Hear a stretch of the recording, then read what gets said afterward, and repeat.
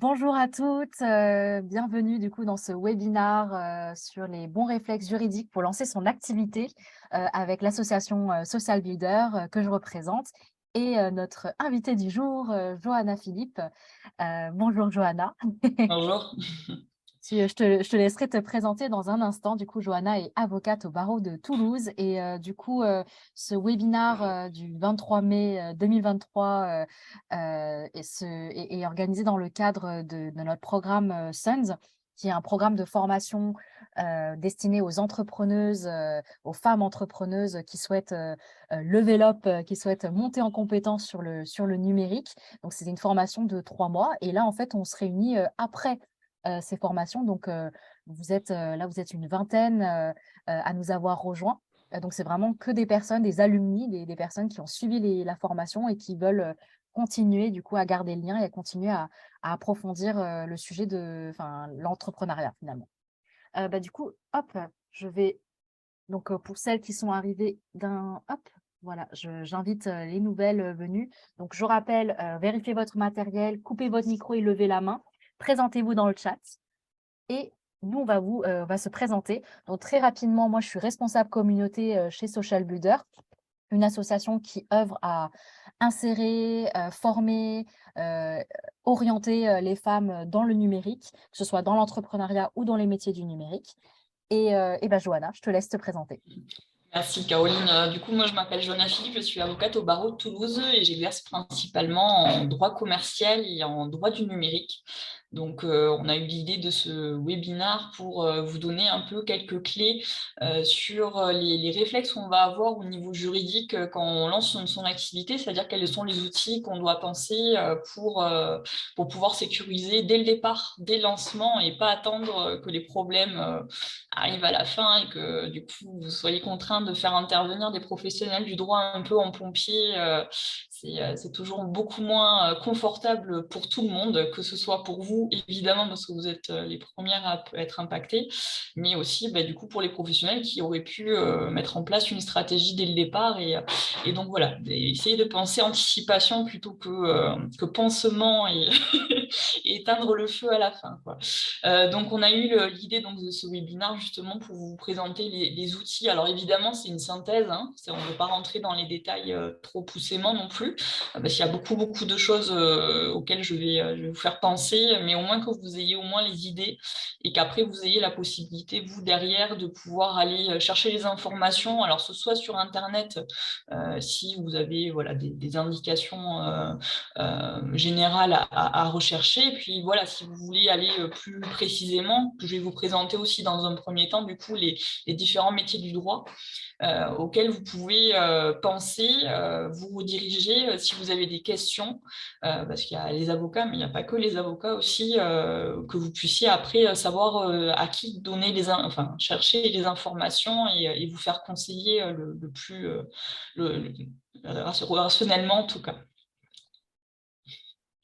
Si tu veux, je partage, tu peux me faire signe à la limite si tu veux que ce soit moi tu vois, qui switch, les slides, la présentation. Ouais. Là, du coup, donc j'ai mis le sommaire, Oui, si alors le sommaire, Sarah effectivement. voilà. Donc, bon, la présentation, on l'a faite. Donc, je vous disais d'abord les métiers du droit pour que vous puissiez savoir qui fait quoi précisément. Ensuite, avoir une vision des différents réflexes que vous allez avoir dès le lancement de votre activité. Pas attendre justement que vous soyez la tête dans le guidon pour commencer à vous poser les questions. C'est dès le départ qu'il faut mettre en place un certain nombre d'outils. Je vais aussi évoquer, parce que tout le monde ne l'auront pas, hein, mais le site internet, ça, c'est pas forcément au lancement de son activité, même si c'est parfois intéressant, évidemment, ça participe de la visibilité, mais parfois, c'est des choses qu'on envisage un peu plus tard. Donc, c'est pour ça que j'ai préféré le mettre un peu à part. Donc, les réflexes, pareil, juridiques, auxquels vous devez penser lorsque vous lancez un site web, que ce soit un site vitrine ou un site d'e-commerce, par exemple. Et enfin, les bons réflexes en cas de litige avec un partenaire ou un client.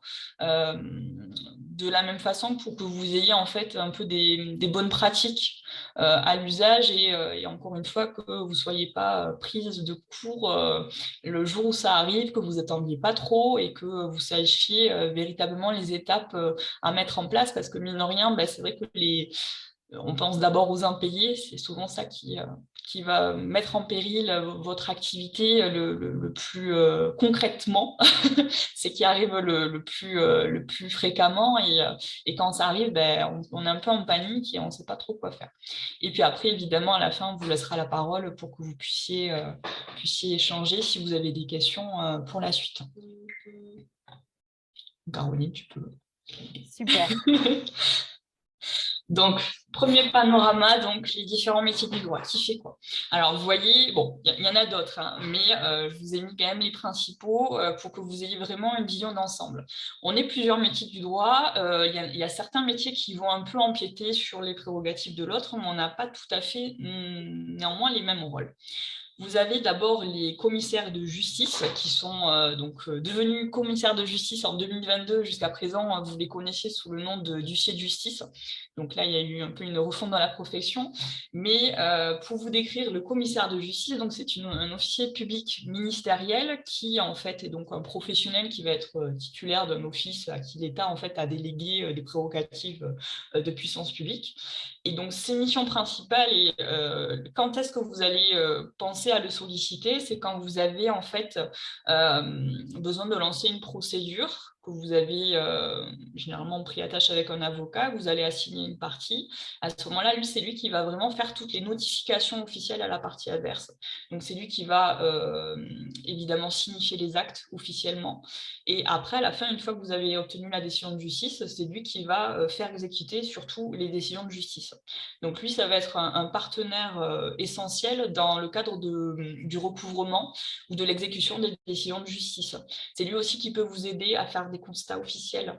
Donc par exemple, si vous avez un litige, je ne sais pas, moi j'ai un client par exemple qui a acheté des rigs de minage pour faire de la blockchain et en fait, elle ne fonctionne pas. Elle fonctionne pas, donc il a fait intervenir un huissier pour qu'il puisse vous constater concrètement qu'elle ne fonctionnait pas, en fait, que dès qu'on lançait la machine, ça plantait au bout de quelques minutes. Voilà, donc c'est vraiment un partenaire qui va être essentiel pour vous permettre de vous constituer des preuves, parce qu'évidemment, un procès-verbal de constat d'huissier, ça a beaucoup plus de valeur qu'une photo non datée que vous pouvez faire ou vos seules affirmations, même si ça peut être intéressant, mais en tout cas, ça a une valeur probante très, très importante. Et aussi, les huissiers peuvent encore intervenir, parce que je vous dis encore, parce que le lobby de la profession d'avocat a un peu fait en sorte que les choses bougent, mais ils ont encore aussi la possibilité de faire des recouvrements de petites créances et de vous représenter directement devant les tribunaux, le cas échéant.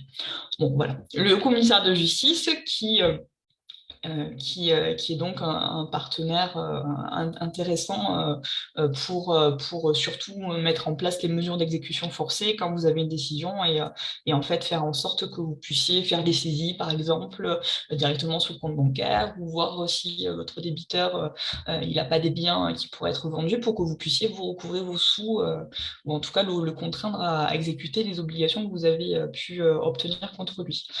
Vous avez par ailleurs le notaire, qui est lui aussi un officier public ministériel, que vous connaissez sans doute si vous avez eu des actes à signer, que ce soit pour l'achat d'un bien immobilier ou des successions. Eux, en fait, ils sont chargés d'authentifier les actes pour le compte de leurs clients. Et il a aussi un rôle de conservation des actes et un rôle de conseil juridique. Donc, eux, ils ont vraiment le monopole, en fait, finalement, de la rédaction des actes juridiques authentiques, c'est-à-dire ceux qui vont avoir une valeur. Et en fait, certains actes, la loi exige qu'ils soient authentifiés par un notaire. Donc, pour ces actes-là, ce sont eux que vous devez contacter. Il y a certains actes aussi qu'ils peuvent rédiger qui sont appelés des actes sous seing privé. En fait, c'est des actes qui ne sont pas du coup des actes authentiques, hein, c'est ce que vous devez retenir, des contrats lambda en fait, hein, que par exemple un avocat peut tout à fait aussi rédiger. Donc eux aussi, ils peuvent le faire, que ce soit par exemple des baux commerciaux, C'est peut-être ce à quoi on se pense. Ça peut être pour votre culture, les contrats de mariage, les actes de donation, etc.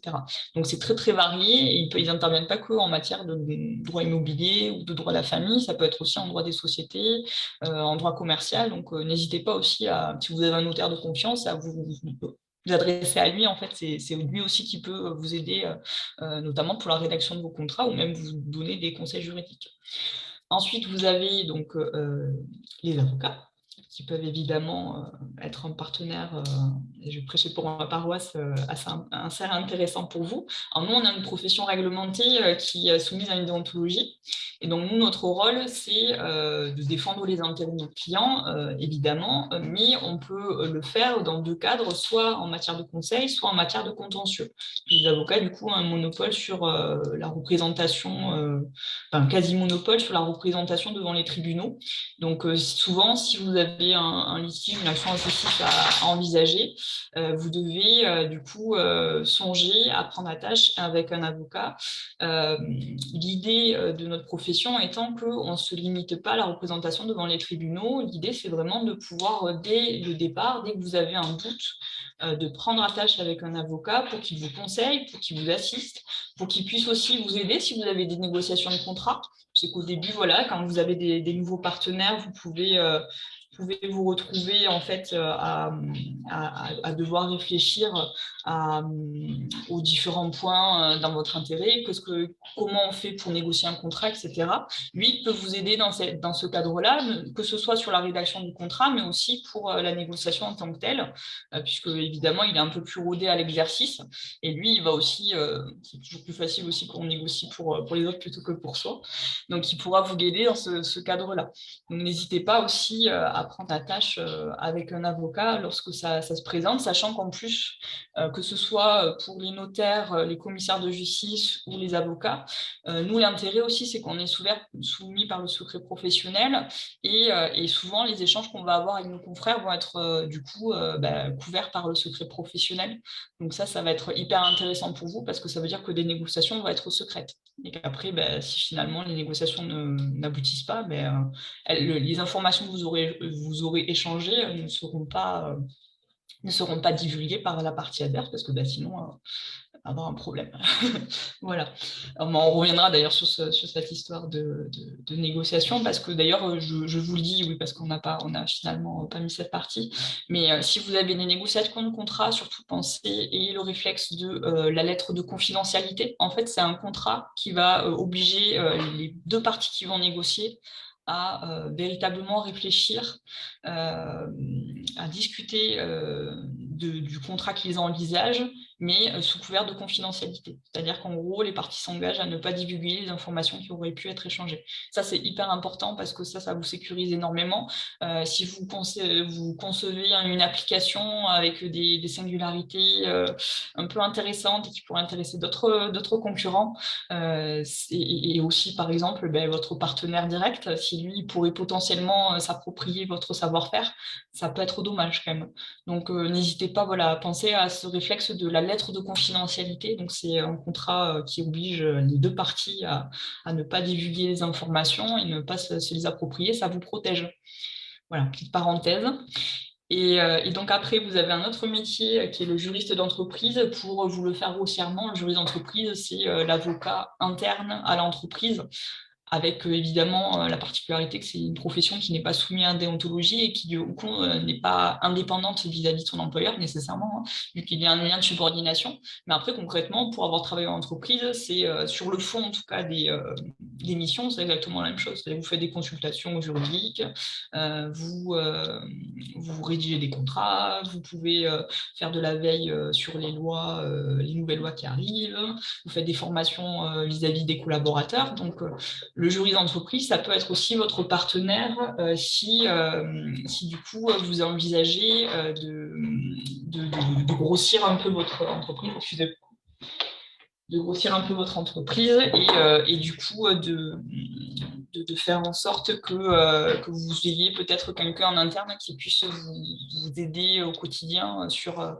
vos différentes tâches parce que le juriste d'entreprise va pouvoir vous soulager sur ces aspects légaux et administratifs et ça peut être aussi un partenaire très intéressant lorsqu'on grossit. Et notamment quand vous avez d'énormes besoins, au bout d'un moment, un avocat externe, ça peut coûter un peu cher. Donc parfois, peut-être réfléchir à avoir un avocat à l'intérieur, ce serait aussi intéressant.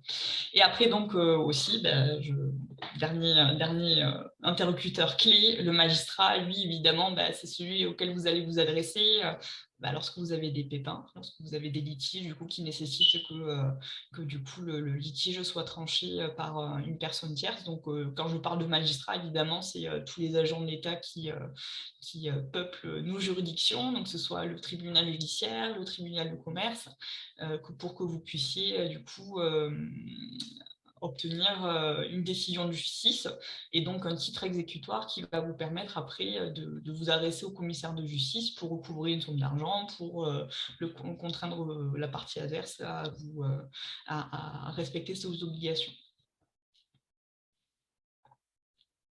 Tu peux changer le slide, Caroline, s'il te Super. plaît. Je me permets aussi de dire si vous avez des questions, même si on avait dit qu'on réservait, pour la fin, hésitez pas si vous voulez au moins réagir dans le chat, comme ça on pourra, justement au fur et à mesure, répondre ou alors, réserver, ces questions que vous posez dans le chat, pour la fin du webinaire. Donc par exemple, si vous avez des questions sur le métier, sur les différences entre, notaire, huissier de justice, avocat, voilà donc n'hésitez pas, à les poser et si vous avez des questions sur Johanna aussi, hein, n'hésitez pas, voilà, à en poser. Je passe à la suite. Voilà. Merci, Caroline. Donc, premier point que je souhaitais évoquer, évidemment, dès le lancement, il faut se doter de documents contractuels. Vous ne pouvez pas faire l'impasse sur ça. D'abord parce que vous avez aussi l'obligation légale d'informer votre partenaire ou votre client sur ses droits et obligations ainsi que sur les vôtres. Ça, c'est la première chose. Et pour pouvoir prouver en cas de problème, du coup, qu'il y a effectivement cette information que vous avez donnée et qu'il y a un contrat entre vous, et donc en fait, finalement, il y a des droits et d'obligations que chacune des parties était censée respecter et que ça n'a peut-être pas été le cas. Du coup, il va falloir se doter de documents contractuels, et ça, c'est vraiment la chose, le b à bas vraiment. Quand vous lancez une activité, vous ne pouvez pas faire l'impasse sur ça. Je sais qu'il y a beaucoup de choses à penser quand on lance une activité. En tout cas, d'un point de vue juridique, c'est peut-être ce à quoi vous devez penser en premier. Je vous ai fait une frise du coup sur les différentes étapes, parce que des documents contractuels mais quand en fait, quand est-ce qu'on les utilise et quels documents on va utiliser à quel moment. D'abord, et ça c'est essentiel notamment quand vous faites de la conception par exemple de logiciels, d'applications, etc., que vous avez un client qui vient, qui vous commande une prestation en ce sens, il faut d'abord que vous demandiez à votre client de vous établir un cahier des charges. Ça c'est essentiel. Parce que si vous... Alors, cahier des charges, qu'est-ce que c'est aussi? Je vais quand même vous définir. En fait, c'est un document qui va vous permettre en fait, de lister les différentes attentes et les besoins de votre client.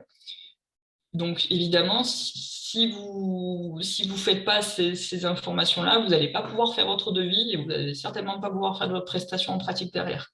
Et après, en cas de souci aussi, si vous avez des contestations, vous n'allez pas pouvoir dire vous ne m'avez pas parlé de ça. Et le client va dire si, je vous en ai parlé. En fait, ça va vraiment partir dans tous les sens. Le cahier des charges, c'est vraiment ce qui va pouvoir vous permettre de délimiter en fait, votre périmètre d'intervention et aussi vous déterminer si vous êtes compétente ou pas, aussi, si vous avez effectivement cette idée-là.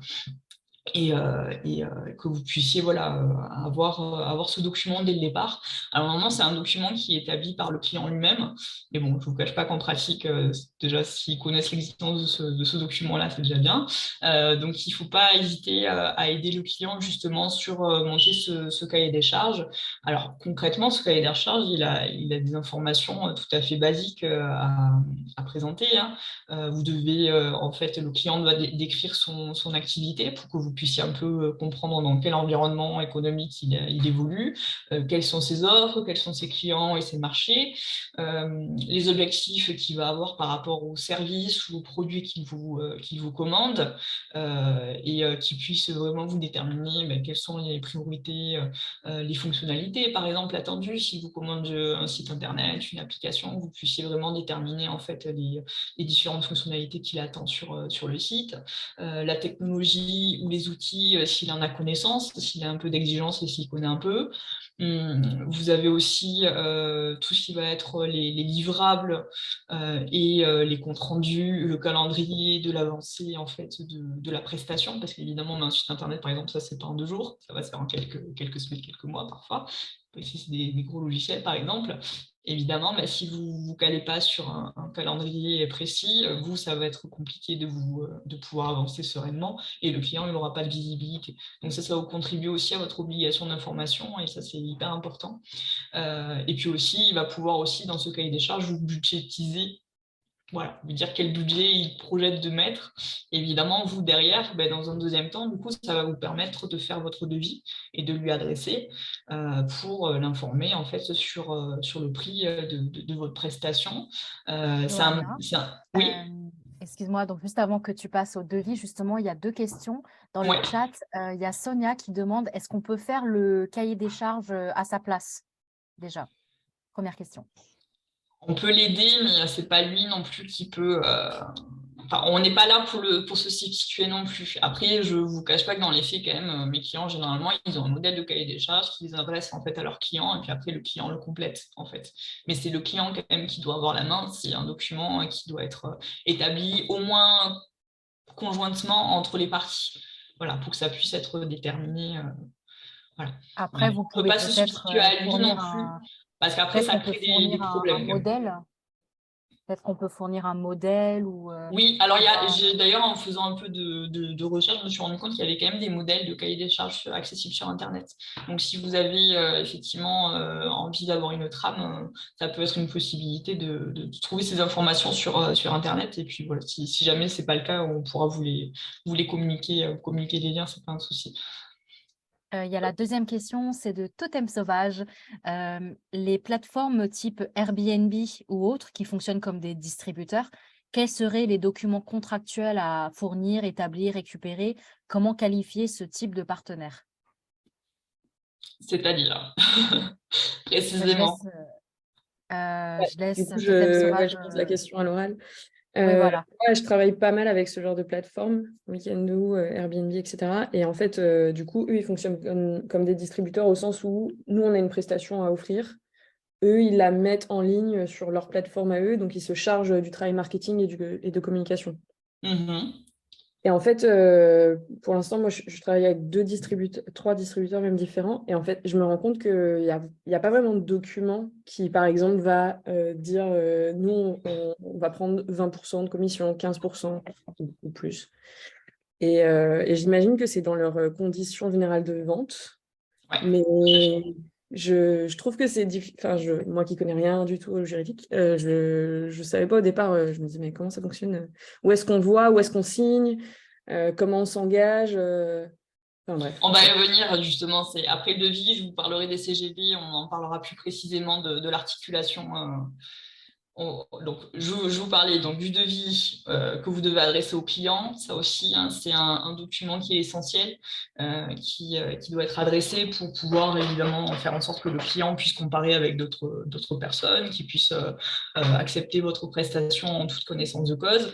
C'est un document aussi, je vous le signale, parce que ce n'est pas toujours le cas, mais il y a des mentions obligatoires que vous pouvez trouver très facilement sur Internet.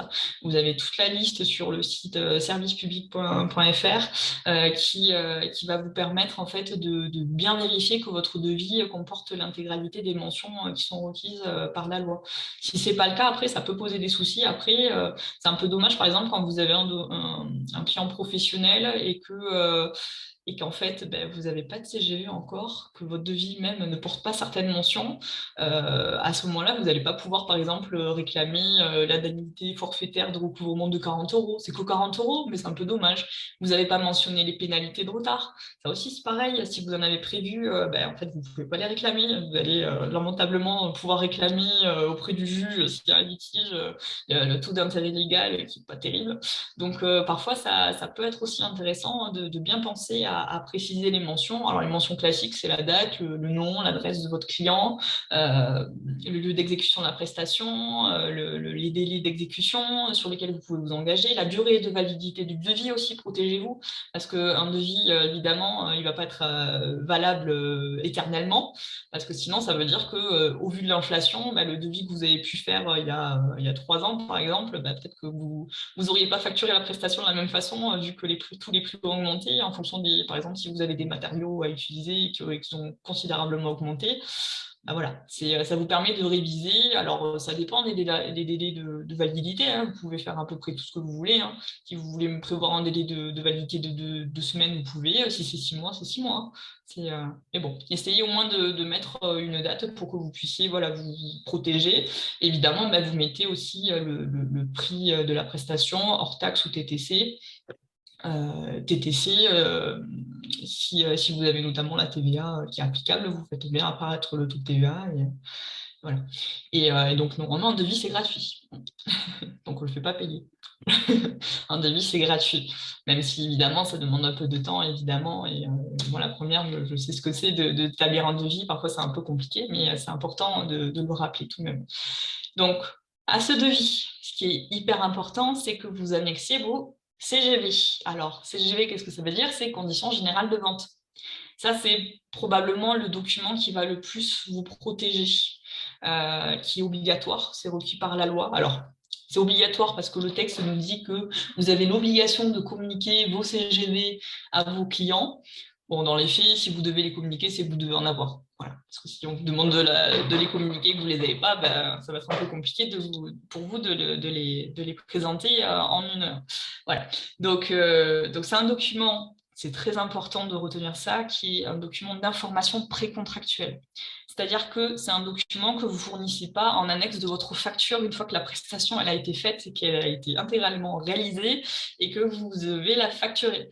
C'est au tout début. C'est un document qui doit être annexé à votre devis pour présenter à votre client vos conditions d'intervention et qui puisse avoir véritablement une description des différentes étapes de votre relation contractuelle. C'est-à-dire concrètement, quand est-ce qu'on considère que la commande a été passée de votre prestation, quelles sont les différentes étapes auxquelles il doit s'attendre, qu'est-ce qui va se passer lorsque il va s'agir de payer, est-ce que vous exigez un acompte, est-ce que c'est un acompte qui peut intervenir parfois ou que vous exigez tout le temps, quelles sont les différentes étapes de paiement, quelles sont les responsabilités de chacun, si vous avez des garanties contractuelles par exemple, si vous voulez, si vous, je sais pas, vous vendez, je dis n'importe quoi, mais vous vendez des piscines par exemple, vous avez effectivement des garanties légales qui vont être applicables, mais derrière, si vous voulez en plus être encore plus sympa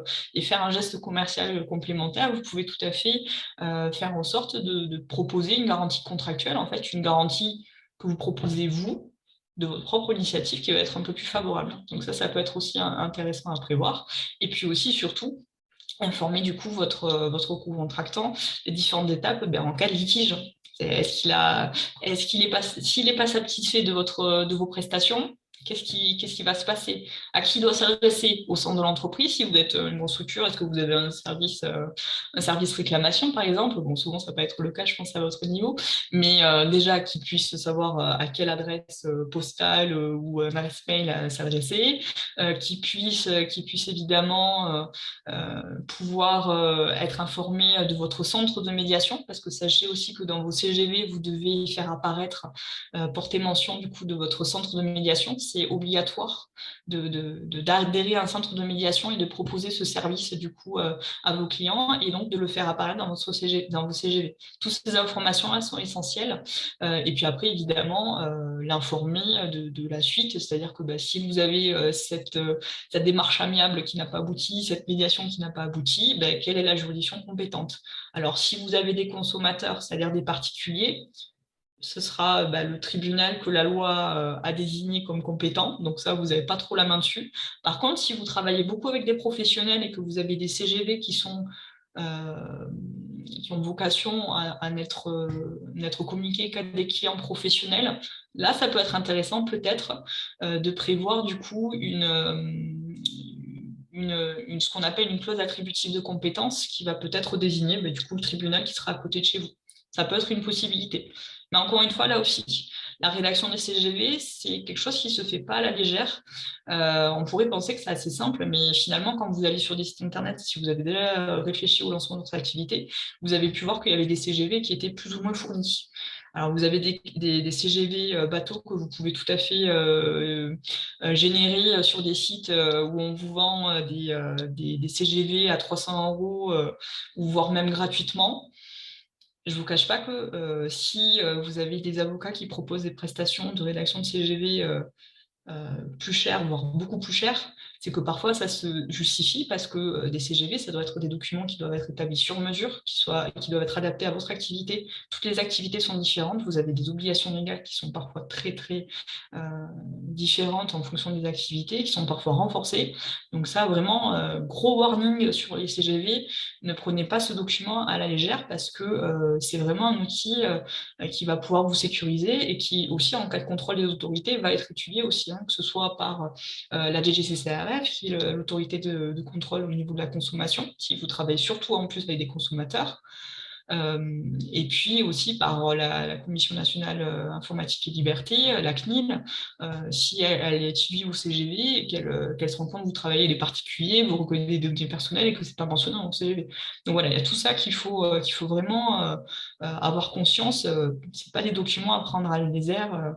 Et puis il y a aussi des Johanna, sanctions. donc, Oui. il y a une question sur donc, est-ce que les CGV concernent tous les statuts d'entreprise, notamment la micro-entreprise et pareil pour le centre de médiation? Ça concerne tout le monde, tous les professionnels, quelle que soit la forme de votre activité, que ce soit une micro-entreprise, donc une entreprise individuelle ou une société. Dès lors que vous êtes un professionnel, vous devez vous doter de CGV. C'est impératif.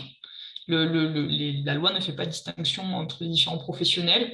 C'est vrai que c'est un peu injuste, mais ça veut dire que du coup, la société Meta a exactement les mêmes obligations que vous, toute petite entreprise individuelle. Alors évidemment, on ne va pas avoir la même approche, évidemment, qu'on contrôle ces deux sociétés. Évidemment, vu d'ailleurs l'amende énorme que Meta vient de se prendre, qui sont pris 1,7 milliard, je crois, d'amende hier. Enfin, voilà. Donc évidemment, ce ne sera pas ce tarif-là pour vous. Bon, après, c'est par rapport à la protection des données, mais bon, il y a une D'ailleurs, il y a personnalisation. Maëva qui, parce que comme il y avait Chloé qui demandait pareil pour le centre de médiation, donc Maëva qui demandait comment choisit-on un centre de médiation puisque c'est obligatoire pour tout entrepreneur. C'est quelque chose qu'on me l'a signalé depuis longtemps, mais jamais fait la démarche. Et c'est quoi un centre de médiation en fait? Alors, centre de médiation, c'est, après, comme son nom l'indique, c'est un centre de médiation, c'est-à-dire qu'en fait, c'est souvent une association, une société qui va être en charge en fait de faire de la médiation. Donc, en fait, c'est un peu un intermédiaire neutre qui va être sollicité par un particulier, un professionnel, lorsqu'il a un litige du coup avec l'entreprise avec laquelle il a commandé un produit ou il y a un litige quelconque. En fait, ce centre va s'occuper d'essayer de comprendre en fait le problème et de faire des propositions, d'essayer de voir si du coup les deux parties ne peuvent pas trouver un terrain d'entente, etc. Bon, après, ça a plus ou moins d'efficacité, je ne vous cache pas. Vous avez des centres de médiation qui vont être attitrés pour certaines professions. Par exemple, peut-être celui qu'on connaît le plus, c'est le médiateur à la profession bancaire. Peut-être celui qu'on connaît le plus, mais vous en avez aussi, par exemple, nous, la profession de l'avocat, on a un médiateur attitré aussi pour la profession d'avocat. Donc, ça, si vous avez une profession réglementée, souvent, vous allez avoir un médiateur qui va être dédié. Sinon, vous avez différents types de sociétés ou associations de médiation qui existent. Donc, vous pouvez très facilement aussi trouver la liste sur Internet. Vous tapez centre de médiation, vous allez tomber sur le site de servicepublic.fr, encore et toujours, mais je trouve que c'est un très bon site pour le coup si vous voulez vraiment avoir des informations plus poussées sur certains domaines.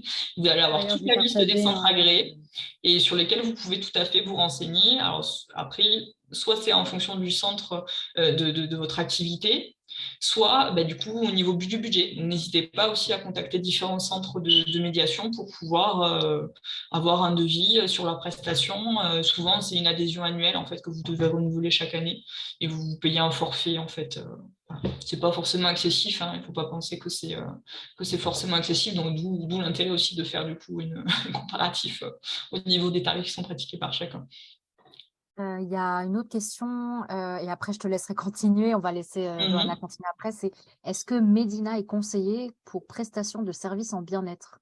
Je sais pas si ça Je connais pas. Je OK, connais. bon voilà, au moins c'est rapide. Je te laisse continuer. Oui. Vas-y.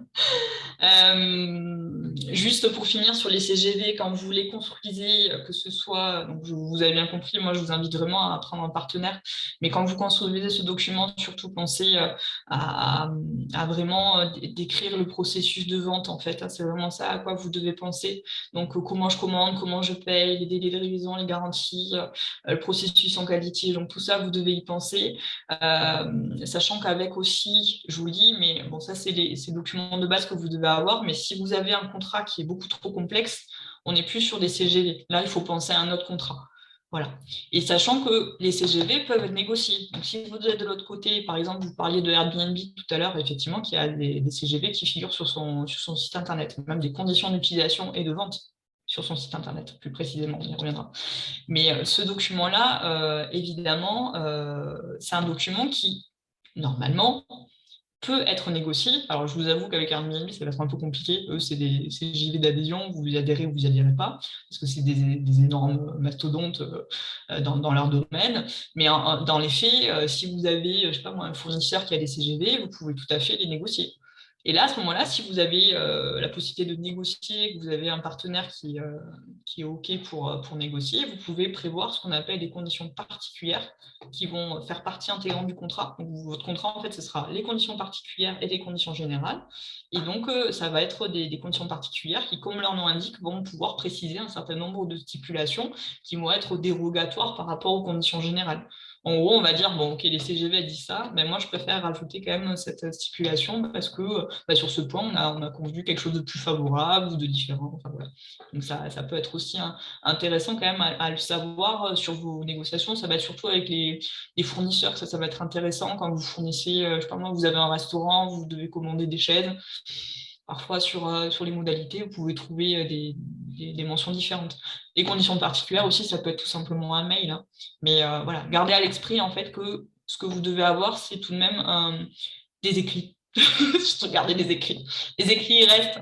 Et c'est un peu embêtant quand on vient me voir, par exemple, et qu'on me dit oui, mais on avait convenu ça. Oui, mais vous l'aviez écrit. Maintenant, on l'avait dit au téléphone. Ah, c'est un peu dommage quand même, parce que du coup, en termes de preuves, après, on est embêté quand vous avez des litiges. Toujours penser un peu à vous protéger. Les écrits, ça reste. Et en cas de souci, vous pouvez dire à votre partenaire, je ne comprends pas votre réaction parce que vous m'aviez dit ça. Et vous regardez ce mail que vous m'aviez adressé en date du temps.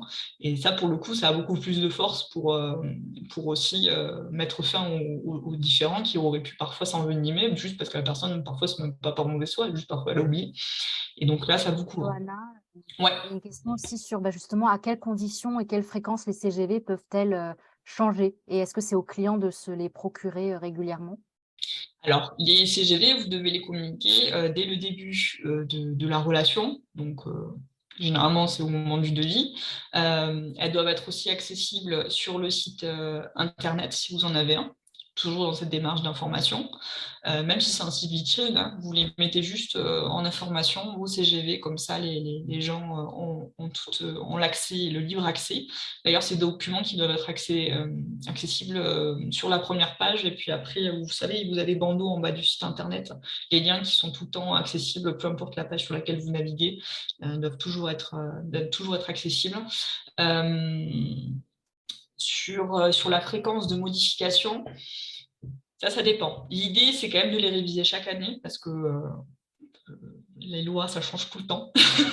Il y a des nouvelles dispositions tous les ans, on nous en pond de nouvelles. Donc, n'hésitez pas à refaire ce travail de révision, que ce soit sur les mentions obligatoires, sachant que les conditions générales, ça n'a pas vocation non plus à changer énormément. C'est plutôt des adaptations après en pratique, souvent. Moi, par exemple, quand j'ai des clients qui me demandent de rédiger des CGV, je sais que moi, je propose par exemple la SAV parce que je sais que dans les 6 premiers mois d'utilisation des CGV, parfois, il y a des ajustements à faire parce que ils se sont retrouvés concrètement à être un peu bloqués.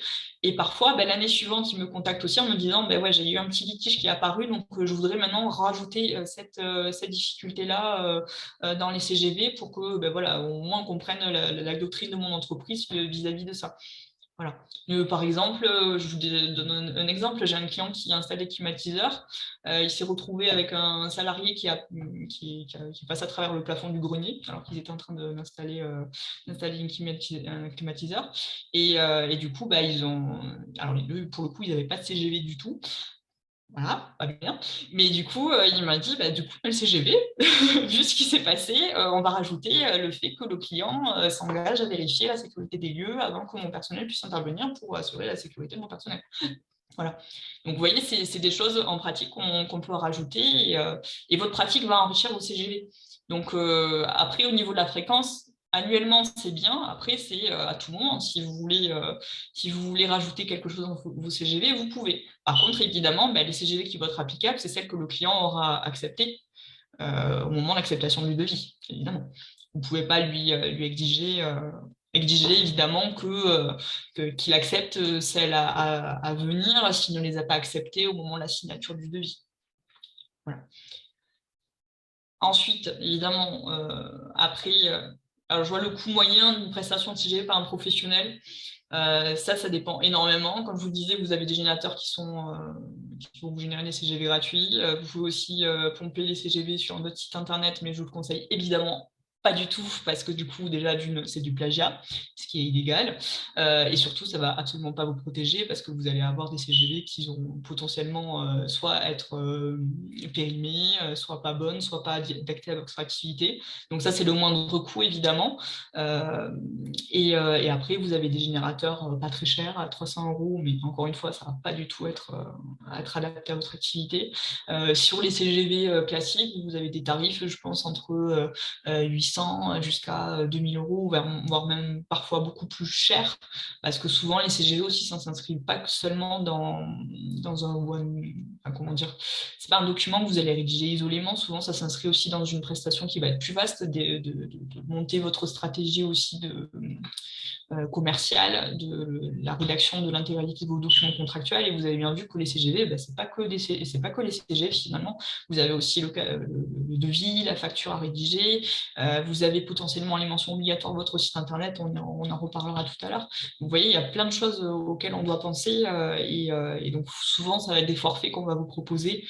En tout cas, chez les avocats, moi, c'est comme ça aussi, par exemple, que je fonctionne. Je propose pas que les CGV parce que je sais qu'il y a d'autres choses à côté qui doivent être pensées. Donc souvent, le forfait globalisant, en fait, va être beaucoup plus intéressant pour le client plutôt que payer des documents isolément, en fait. Et bon, après ça, c'est les pratiques de chaque professionnel. Je ne peux pas m'avancer après sur un tarif particulier. C'est un peu comme les voitures. Hein. Vous achetez une Twingo, une toute petite voiture, vous achetez une BM, ça ne va pas être les mêmes prestations, évidemment pas le même prix. Voilà.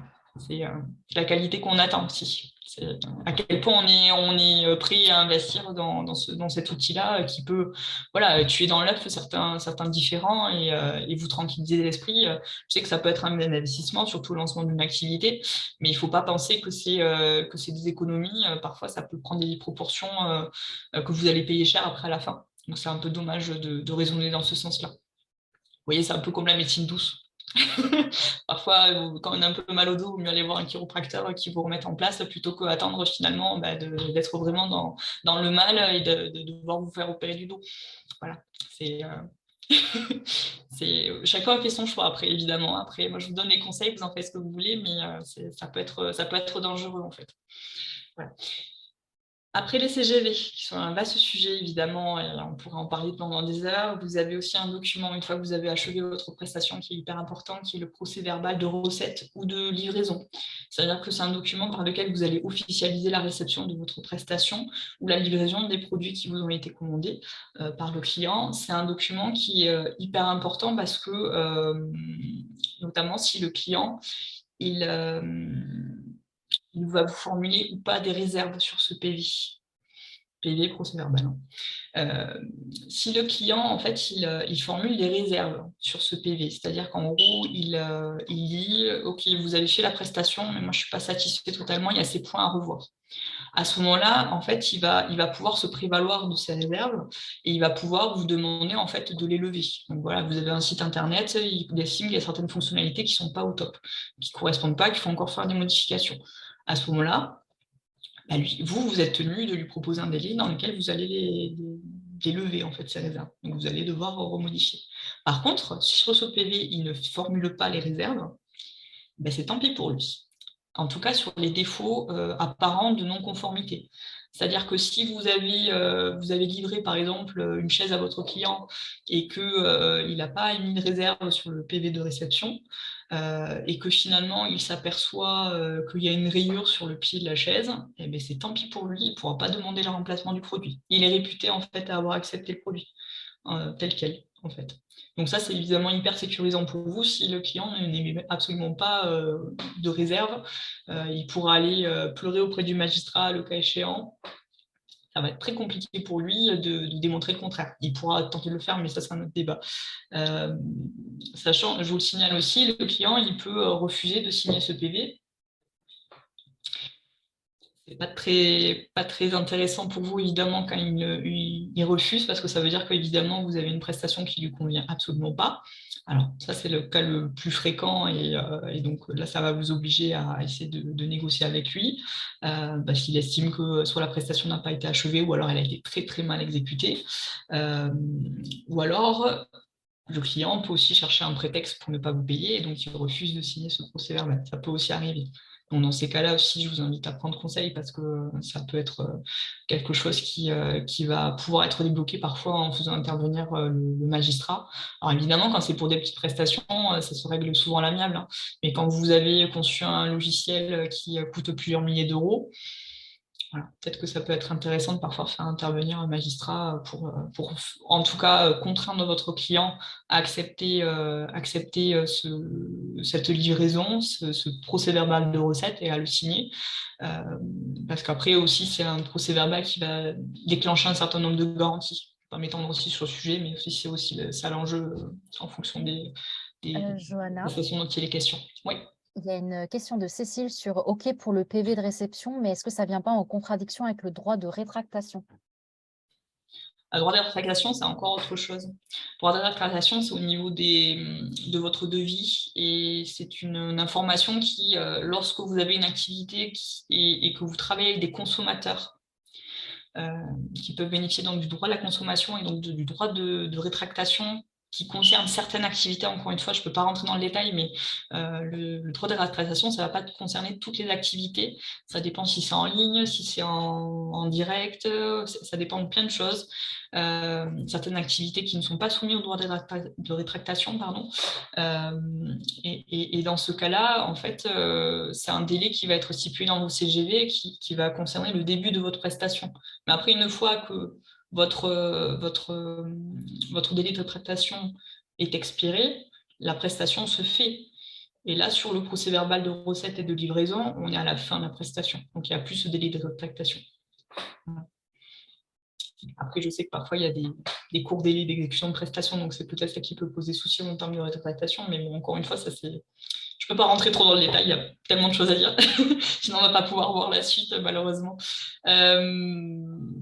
Encore des questions sur le procès-verbal de réception? Oui, alors là, il y a Totem Sauvage, donc Aline, qui demande, qui essaie de se projeter dans une activité, donc service d'animation touristique, disons. Est-ce qu'à la fin de sa prestation, qui reste une prestation intellectuelle, est-ce qu'elle a intérêt à fournir ce type de document?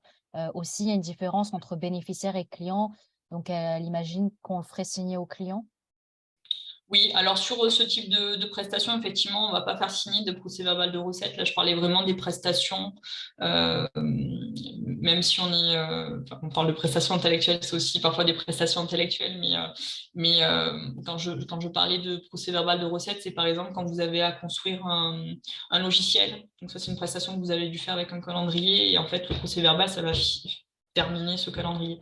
De la même façon, voilà, quand vous livrez des produits, vous avez un procès-verbal de livraison, de réception qui doit être signé. Effectivement, sur les prestations intellectuelles, c'est pas dans la pratique, c'est pas dans les usages. Là, à ce moment-là, on adresse la facture. Donc, le dernier document contractuel est hyper intéressant et important, c'est évidemment la facture que vous adressez au client, par laquelle vous allez réclamer le paiement du prix ou du solde du prix si vous avez déjà perçu un acompte au début de votre prestation en fonction de la politique tarifaire que vous avez décidé de mettre en place.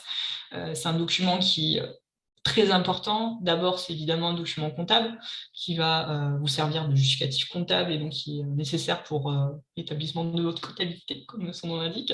Ça va aussi avoir une fonction juridique hyper importante parce que c'est un document qui va prouver que vous avez terminé votre prestation, au-delà notamment du procès-verbal de recette, qui est encore finalement un document complémentaire, mais cette facture, ça va vraiment mettre un point final à la prestation et confirmer, en tout cas, vous, de votre point de vue, que votre prestation est achevée, et notamment par rapport aux prestations qui sont dites intellectuelles, qui ne vont pas forcément nécessiter des comptes rendus réguliers, ou en tout cas une livraison effective d'un objet.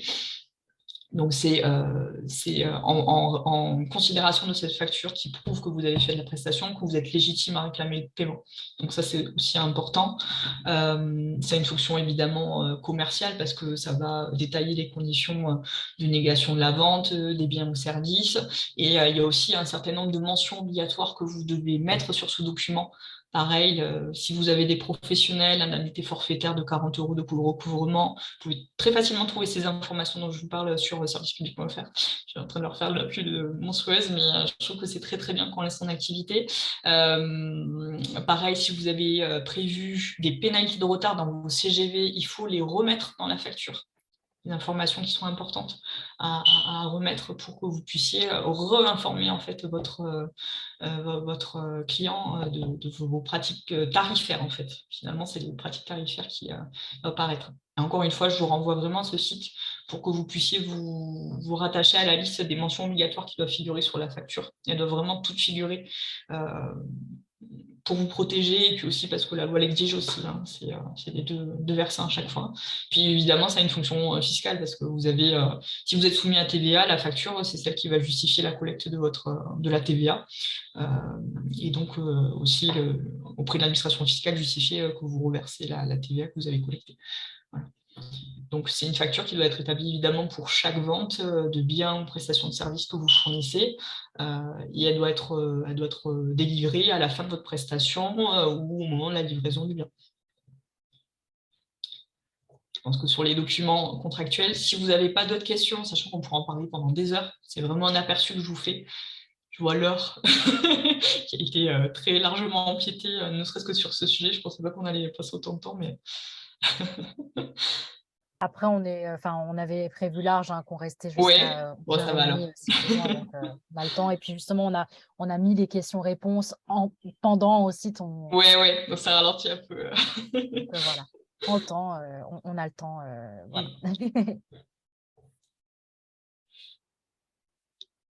Donc pour la Tu voulais que suite, je passe à la ouais, s'il te slide plaît, suivante? Caroline. Hop là. Donc, ce à quoi vous devez penser aussi dès le lancement de votre activité, là pour le coup, je vais vous renvoyer un webinaire qui a déjà eu lieu en mars 2022 et qui est sur la chaîne YouTube de Social Builder. Je ne vais pas m'étendre non plus, mais je vous le resignale, dès le lancement, il faut se mettre en conformité avec le RGPD. Le RGPD, qu'est-ce que c'est? C'est le règlement européen qui pose des principes à appliquer lorsqu'on manipule des données personnelles. Qu'est-ce que des données personnelles? C'est des données qui permettent d'identifier une personne directement ou indirectement. Donc, dès lors que vous avez une activité qui justifie que, par exemple, vous avez un site e-commerce et pour passer évidemment la commande, le client est obligé, parce que sinon vous ne pouvez pas lui envoyer les produits, de vous communiquer un certain nombre d'informations, nom, prénom, date de naissance, adresse postale, adresse mail, numéro de téléphone. Tout ceci, en fait, c'est considéré comme des données personnelles, numéro numéro de téléphone, en fait, c'est pas évidemment le nom et le prénom de la personne, donc ça ne permet pas de l'identifier directement, mais ça permet de l'identifier indirectement, puisque cette personne-là est titulaire de la ligne téléphonique en question. Donc, tout ça, c'est des données personnelles que vous avez à manipuler dans le cadre de votre activité. Donc, dès lors que vous les collectez et qu'après vous faites un traitement de ces données, par exemple, si après vous faites de la prospection commerciale, vous devez évidemment vous questionner sur vos pratiques. Et après, c'est quasi inévitable, hein. Souvent, on a au moins, même si on travaille qu'avec des professionnels, dans les faits, vous avez quand même vous avez Michel qui est le salarié de votre client qui a réceptionné la marchandise que vous lui avez adressée. Michel, c'est une donnée personnelle en fait, hein. Donc, vous avez finalement toujours une problématique en termes de données personnelles à envisager. Donc, il faut que vous ayez une réflexion dès le départ qui va vous permettre évidemment d'identifier le degré en fait de contrainte que le RGPD va vous exiger de vous en fait. Donc, ce à quoi vous devez penser dès le départ, c'est avoir cette réflexion sur quelles sont les collectes que je vais collecter et traiter vis-à-vis de mon activité. Parce qu'en fait, le RGPD il vous impose d'avoir une réflexion de minimisation des données que vous allez collecter. C'est-à-dire que, par exemple, maintenant, il y a quand même de plus en plus de sites e-commerce qui ne demandent plus la date de naissance. La date de naissance, on s'en fiche. En tout cas, l'année de naissance, vous voyez, on s'en fiche de l'année de naissance. Vous, en tant que vendeur de cosmétiques sur votre site e-commerce, vous n'avez pas besoin de l'année de naissance et donc de connaître l'âge de votre client. Ou peut-être que si, je ne sais pas. Peut-être que si, c'est une réflexion à avoir. Est-ce que vous en avez besoin? Est-ce que si c'est juste pour lui envoyer un code promo à sa date d'anniversaire, peut-être que juste le jour et le mois, ça suffira. Est-ce que vous avez vraiment besoin de connaître son âge? L'année, peut-être pas. Vous voyez, c'est des réflexions à avoir en fait sur toutes les données que vous allez recueillir. C'est aussi pour ça que, par exemple, on voit de plus en plus apparaître aussi des sites qui permettent de passer une commande en tant qu'invité, sans nécessairement avoir besoin de créer un compte, en fait. Si vous n'avez pas envie d'aller un peu plus poussément dans le processus prospectif, enfin, si le client ne veut pas forcément avoir un lien plus poussé et créer un compte auprès de votre site, est-ce que vous pouvez lui laisser la possibilité de passer une commande en tant que simple invité, du coup en laissant le moins possible d'informations sur votre site? L'idée, c'est vraiment d'avoir cette réflexion et de faire en sorte est-ce que vous avez besoin de toutes ces données, lesquelles sont nécessaires pour votre activité? Pour passer commande, évidemment, vous avez besoin au moins du nom, prénom, l'adresse postale. Est-ce que vous avez besoin des autres? Ça, c'est une réflexion à avoir. En fait, c'est ce principe que je vous ai mis en gros, le principe d'incomptabilité. En fait, on essaie de responsabiliser. L'idée du RGPD, c'est vraiment de responsabiliser les acteurs économiques, tous, que ce soit la société Meta ou les toutes petites gens professionnels qui ont une entreprise individuelle qui est tout à fait honorable. Tout le monde, tous les professionnels sont concernés par le RGPD et doivent avoir une démarche proactive sur la réflexion vis-à-vis des données personnelles et qui va ensuite se traduire évidemment concrètement par la documentation de sa mise en conformité au RGPD. Je vous en renvoie évidemment à ce webinaire pour le détail, mais en gros, vous devez penser en 5 étapes. Vous devez cartographier les traitements de données personnelles que vous faites, c'est-à-dire quels sont les différents traitements que vous allez faire en fonction de l'utilisation que vous allez faire. Par exemple, vous avez un traitement par rapport à la gestion de votre personnel, si vous avez des salariés. Vous avez des traitements relatifs à vos clients parce qu'ils passent des commandes. Vous avez un traitement relatif, je ne sais pas moi, à la prospection parce que vous avez une démarche de prospection parfois et vous allez chercher des clients. Voilà. Vous devez essayer de recenser les différents traitements que vous faites et avoir une réflexion vis-à-vis de pourquoi je collecte ces données, à quel moment, comment j'informe mon client sur ses droits et l'utilisation que je fais de ces données, etc. Donc ça, c'est la première étape, cartographier ces traitements. Ensuite, vous allez devoir prioriser évidemment les actions à mener en fonction de vos traitements, parce que en fonction de vos traitements, si vous avez par exemple des données sensibles, vous allez dans un troisième temps devoir gérer les risques. Parce que si vous avez des données sensibles que vous collectez, par exemple, je vous dis un exemple très basique auquel Doctolib par exemple a été confronté, si vous avez des données médicales, Vous avez donc des données sensibles sur les personnes et à ce moment-là, vous avez des documents complémentaires à penser, notamment des analyses d'impact qui sont des documents hyper poussés auxquels penser pour du coup essayer d'avoir une réflexion encore plus poussée sur la sécurité des données que vous allez faire et l'utilisation que vous allez en faire. Voilà, pour schématiser très, très largement. Et ensuite, vous devez aussi mettre en place donc, les processus internes et dresser dans un dernier temps, du coup, tous les documents nécessaires à votre mise en conformité, donc le registre de traitement des données, les procédures internes que vous allez devoir recenser, c'est-à-dire, par exemple, une procédure par rapport aux réclamations que vous pouvez recevoir de la part d'utilisateurs sur votre site qui dit, écoutez, j'aimerais que vous supprimiez mes données de votre base de données. Ok, mais comment je fais? Qui c'est qui s'en occupe au sein de l'entreprise? Toutes ces questions, en fait, il faut y penser. Je vous renvoie vraiment au webinaire de ma consoeur, du coup, Nassima Lamechi, qui avait très largement évacué la question du coup durant ce webinaire qui était très très complet si vous voulez aller plus loin, parce qu'encore une fois, ça concerne tout le monde et les sanctions, encore une fois, c'est un peu comme les CGV, et même encore plus largement, ça peut aller très très loin, c'est jusqu'à 4% quand même du chiffre d'affaires annuel. Donc évidemment pour Meta ça se compte en milliards, mais pour vous ça peut se compter quand même en plusieurs milliers d'euros, et donc bon, évidemment ce sera proportionnel à votre activité, mais la CNIL s'intéresse aussi s'intéresse à tout le monde maintenant, donc c'est important aussi de le garder à l'esprit. Merci Caroline, passer à la suivante. Ensuite, autre point que je voulais vous signaler, c'était de protéger vos créations. Parce que vos créations, c'est la valeur de votre boîte, en fait. Vos créations, elles sont protégées par le droit de propriété intellectuelle à différents degrés, en fonction de la création à laquelle on parle. Parce que les droits de propriété intellectuelle, en fait, ce sont des droits qui vont être conférés à l'individu par une création intellectuelle. Ils vont donner généralement à son créateur en fait, un droit exclusif sur l'utilisation de cette création. C'est-à-dire que normalement, en principe, vous êtes le seul, dès lors que vous créez quelque chose, à pouvoir l'utiliser. Et après, vous pouvez potentiellement le céder, c'est-à-dire le vendre, ou peut-être conférer une licence d'utilisation, c'est-à-dire donner le droit à un tiers d'utiliser cette création. En tout cas, vous êtes propriétaire de cette création, ça c'est la base de la démarche. Sachant qu'en fonction aussi du coup des différents types de droits, vous avez des niveaux de protection qui vont être différents, et c'est pour ça que selon les droits de propriété intellectuelle dont il est question, c'est parfois intéressant de penser à renforcer cette protection en faisant parfois du coup des dépôts, des formalités auprès de différentes autorités pour pouvoir protéger les éléments de vos créations qui doivent l'être. Avec aussi un intérêt qui est hyper intéressant si vous êtes dans une démarche de développement, et puis après de potentiellement comment dire, de développer votre activité et de faire en sorte qu'elle acquiert de la valeur, et après peut-être à terme, ce que je vous souhaite, si ça se passe extrêmement bien et que votre projet se développe très favorablement, que vous puissiez envisager de le vendre, de le céder à quelqu'un d'autre.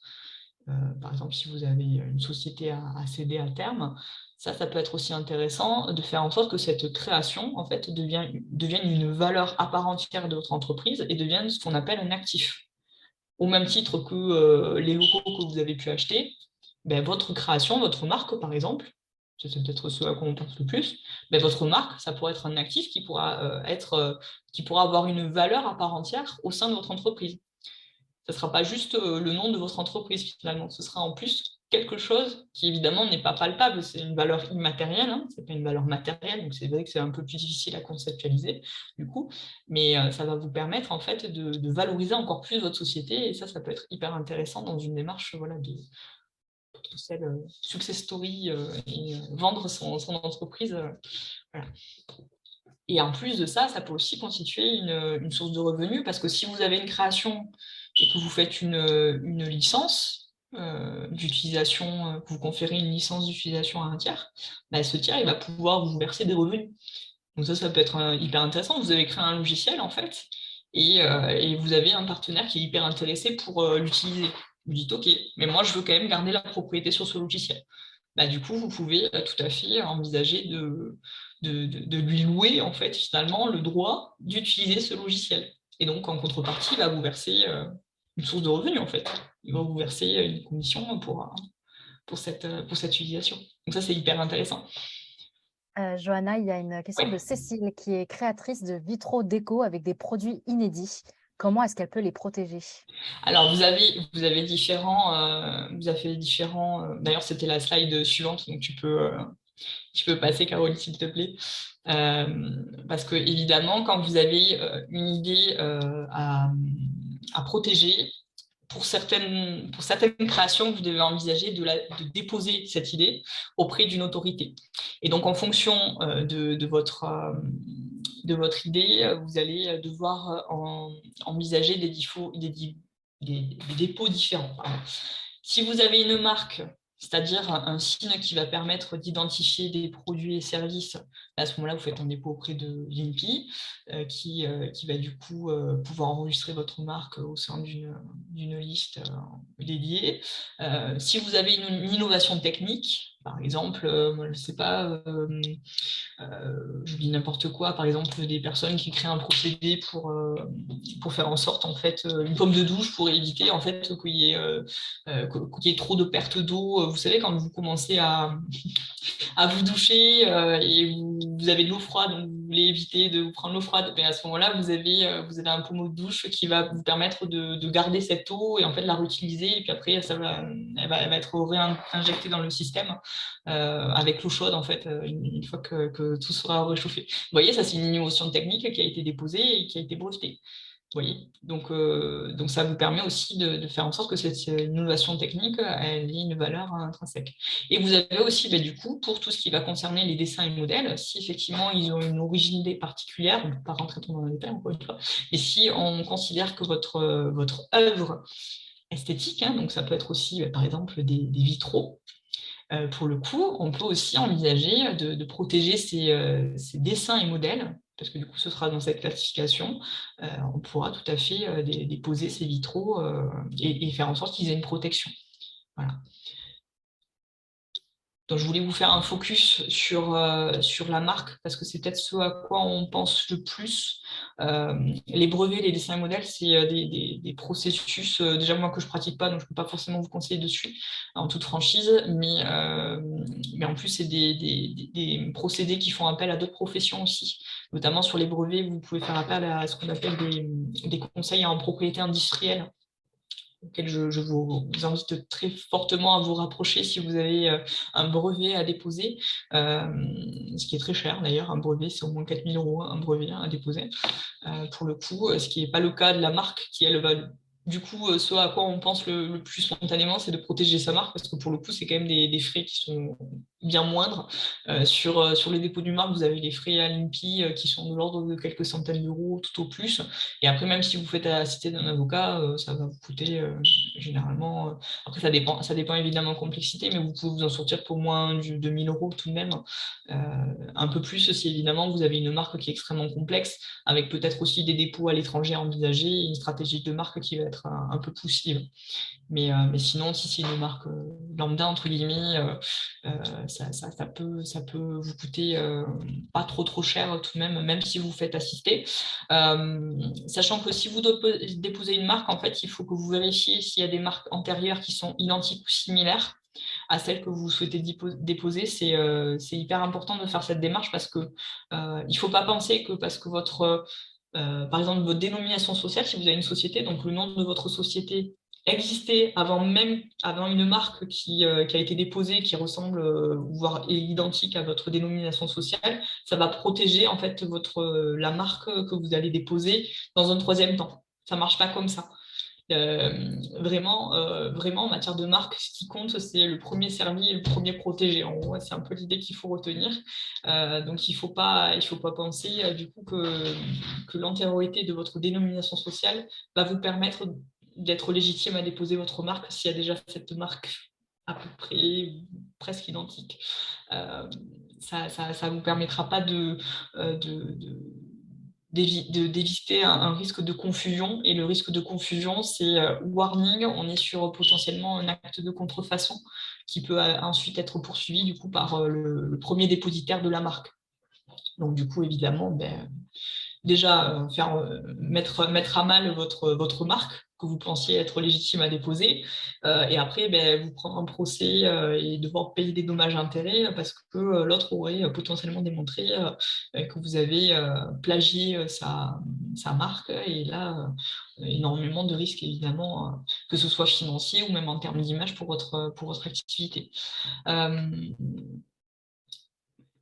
C'est pareil pour le nom de domaine, hein. C'est pas parce que vous avez un nom de domaine que c'est suffisant aussi pour justifier votre marque, hein. Donc là aussi, attention, risque de confusion. Si vous avez un nom de domaine qui est identique à celui de notre site, mais que vous, c'est .com et non .fr, confusion. On pourra considérer qu'en fait, vous êtes dans le sillage de l'entreprise, de l'autre entreprise, et là, pareil, on est sur un acte de contrefaçon qui peut être sanctionné. C'est une protection qui est en principe pour 10 ans au niveau de la marque, et après que vous pouvez renouveler.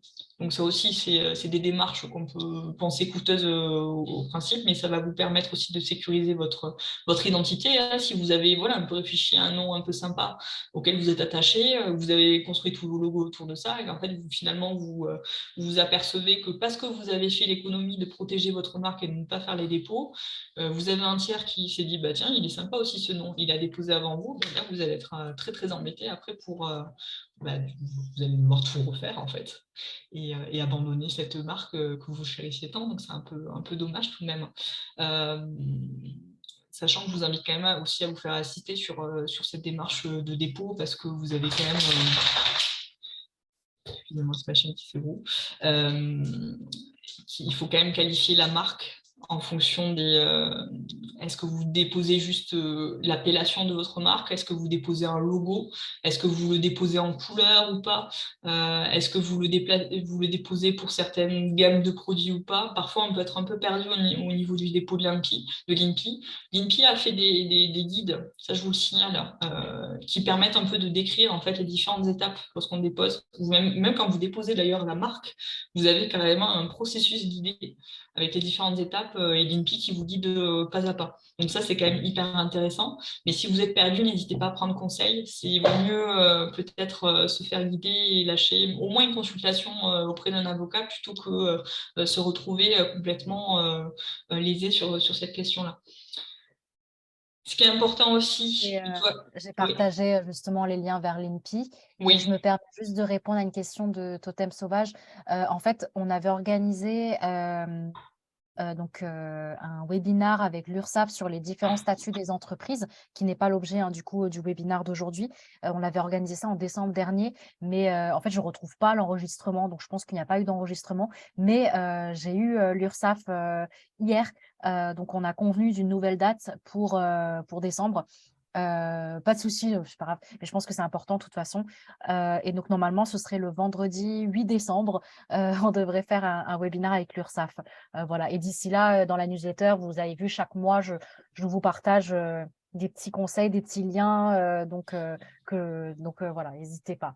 Et aussi, Johanna, comme il est 11h20, je ne sais pas, est-ce que ça va toujours pour ton contenu? Ouais, alors je vais juste finir sur les marques rapidement du coup, et après je voulais quand même évoquer après, je passerai après sur la prospection et on ira directement peut-être sur,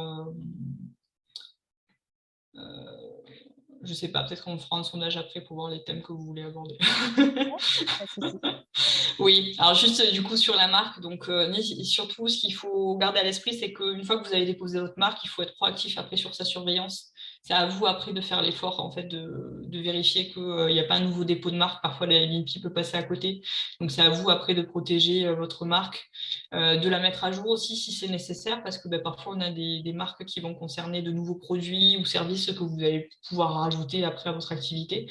Donc il faut rajouter des gammes de produits ou services à votre marque. Donc, n'hésitez pas aussi à avoir cette démarche-là, sachant qu'aussi, je vous le signale, si vous projetez de vous développer votre activité à l'étranger, les dépôts de marque se font au niveau de chaque pays. Donc, ça aussi, ça veut dire que si vous allez dans un autre pays, il faut envisager du coup d'aller d'aller sur un autre pays et de faire un nouveau processus d'enregistrement de la marque.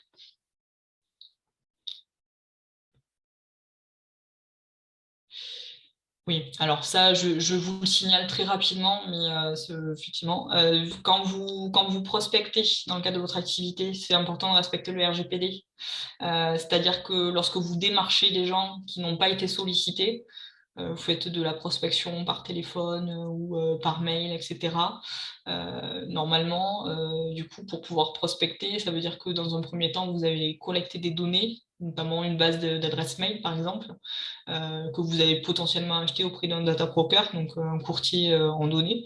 Et à ce moment-là, c'est aussi, du coup, vous devez tout est possible, c'est ça qu'il faut retenir, mais évidemment sous réserve de respecter le RGPD et à condition aussi de demander le consentement dès la collecte des données par une case à cocher ou un lien à cliquer. Donc par exemple, si vous avez une démarche de prospection sur votre site internet, vous avez mis à disposition un guide. Par exemple, moi, je vous parle d'un truc classique qu'on voit sur les sites d'avocats, vous avez un guide juridique sur une question. Évidemment, ça va attirer le potentiel, enfin le prospect, le potentiel client du coup à télécharger votre guide. Et derrière, vous allez devoir quand même avoir cette démarche de l'informer sur, OK, on collecte ces données pour pouvoir vous envoyer le guide. Parce qu'en fait, c'est surtout pour l'avoir sur votre base de données. Et donc, du coup, il faut aussi l'informer du coup du traitement des données que vous allez faire par rapport à cette action-là. Et après, ben, quels sont ses droits, etc. Voilà. Très brièvement sur la prospection, je pense que c'est important aussi à garder à l'esprit. Sur votre site internet, toujours assez rapidement, parce que ça, je pense que peut-être que c'est quelque chose avec laquelle on est assez familier. Il faut prévoir des mentions obligatoires conformes sur son site internet, et ça, c'est très important, que ce soit pour la DGCCRF ou la CNIL, qui peuvent faire des contrôles très succincts suite à un signalement, par exemple, d'un client mécontent. Ça arrive, c'est souvent sur dénonciation. Ils vont aller sur votre site. Si votre site n'est pas conforme, ils vont se dire il n'y a rien qui est mis en place. Ça veut dire qu'il derrière, il n'y a peut-être pas de CGV, derrière, il n'y a pas de mise en conformité RGPD. Et là, du coup, ça va vous mettre en difficulté. Alors que si vous avez des mentions obligatoires qui, même si vous n'avez pas été assisté, mais que vous avez quand même une base assez intéressante, ça va rassurer ces interlocuteurs et donc ils vont après vous contacter potentiellement s'ils veulent aller plus loin dans leur démarche de contrôle. Mais au moins, derrière, ils vont finalement peut-être se limiter à des mises en demeure de vous mettre en conformité sur telle difficulté qu'ils ont pu identifier sur votre site. Donc, vous voyez, ça peut aussi tuer un peu dans l'œuf des contrôles ou en tout cas les rassurer en tout cas à se dire que vous avez quand même eu une réflexion. Donc, les mentions obligatoires sur votre site, ça va concerner toutes les entreprises et elles doivent être accessibles sur chaque page de votre site. Ça va concerner les mentions légales, donc les informations qui vont permettre à l'internaute de vous identifier, c'est-à-dire que quand il arrive sur un site internet, il va pouvoir comprendre quelle est l'entreprise qui gère la page web en question. Souvent, c'est des mentions légales qui vont être intégrées directement dans ce qu'on appelle les conditions générales d'utilisation, voire des conditions générales d'utilisation et de vente si on est sur un site dit e-commerce, c'est-à-dire un site sur lequel on va vendre des produits ou des services. Et donc, c'est un peu la même idée que les CGV qu'on a vu tout à l'heure. Les CGU, conditions générales d'utilisation, ça a vocation à décrire en fait le processus, l'expérience utilisateur sur votre site. Donc en gros, s'il doit passer une commande d'un produit sur votre site, comment il fait? En fait, il va sur la page produit, il sélectionne le produit, il vérifie si ça lui convient au niveau des caractéristiques, il ajoute la quantité qu'il veut du produit dans son panier, après il doit cliquer sur le panier, après il clique valider le panier après l'avoir validé, et puis après il est redirigé vers telle page pour finaliser la commande et accepter les CGV, et puis après, dans un dernier temps, procéder au paiement. Voilà. Vous avez toutes ces étapes-là à lui décrire en fait. L'idée, c'est que s'il est perdu sur une page, un peu bête, hein, mais s'il est perdu sur une page, qu'il puisse après se rattacher à vos conditions générales d'utilisation et qu'il puisse comprendre en fait qu'est-ce qu'il doit faire en fait et quelles sont les obligations et les droits de chacun dans ce cadre-là. Vous avez aussi la politique de confidentialité à penser. C'est pour ça que je vous disais que souvent, c'était des packages que les professionnels de droit proposaient. C'est parce que souvent, en fait, si vous avez un site web, ou vous lancez une activité, vous avez que ce soit le RGPD ou les conditions générales de vente, voire de conditions d'utilisation et de vente à penser. Donc souvent, en fait, on pense vraiment sur une stratégie globale. Et donc, la politique de confidentialité, en fait, ça va être une politique qui va pouvoir décrire en détail, en fait, les modalités des traitements des données personnelles que vous allez avoir. C'est-à-dire que par rapport aux documents que je vous ai évoqués tout à l'heure, sur la mise en conformité RGPD, ça, c'est des documents qui sont internes à votre entreprise. Ça n'a pas vocation à être publié sur votre site Internet. Par contre, la politique de confidentialité, ça va être finalement le résumé de votre documentation interne, en tout cas par rapport évidemment à ce qui n'est pas couvert par le secret de votre entreprise. Mais en tout cas, ça va décrire en fait la politique que vous allez avoir par rapport à vos traitements de données et comment vous allez pouvoir les gérer. Voilà. Et de la même façon, c'est assez similaire, mais la politique de gestion des cookies, vous savez, ce bordereau qui est parfois un peu embêtant, quand vous arrivez sur un site internet, on vous dit est-ce que vous acceptez ou non les cookies, refusez-les surtout, ou alors au moins regardez dans vos préférences.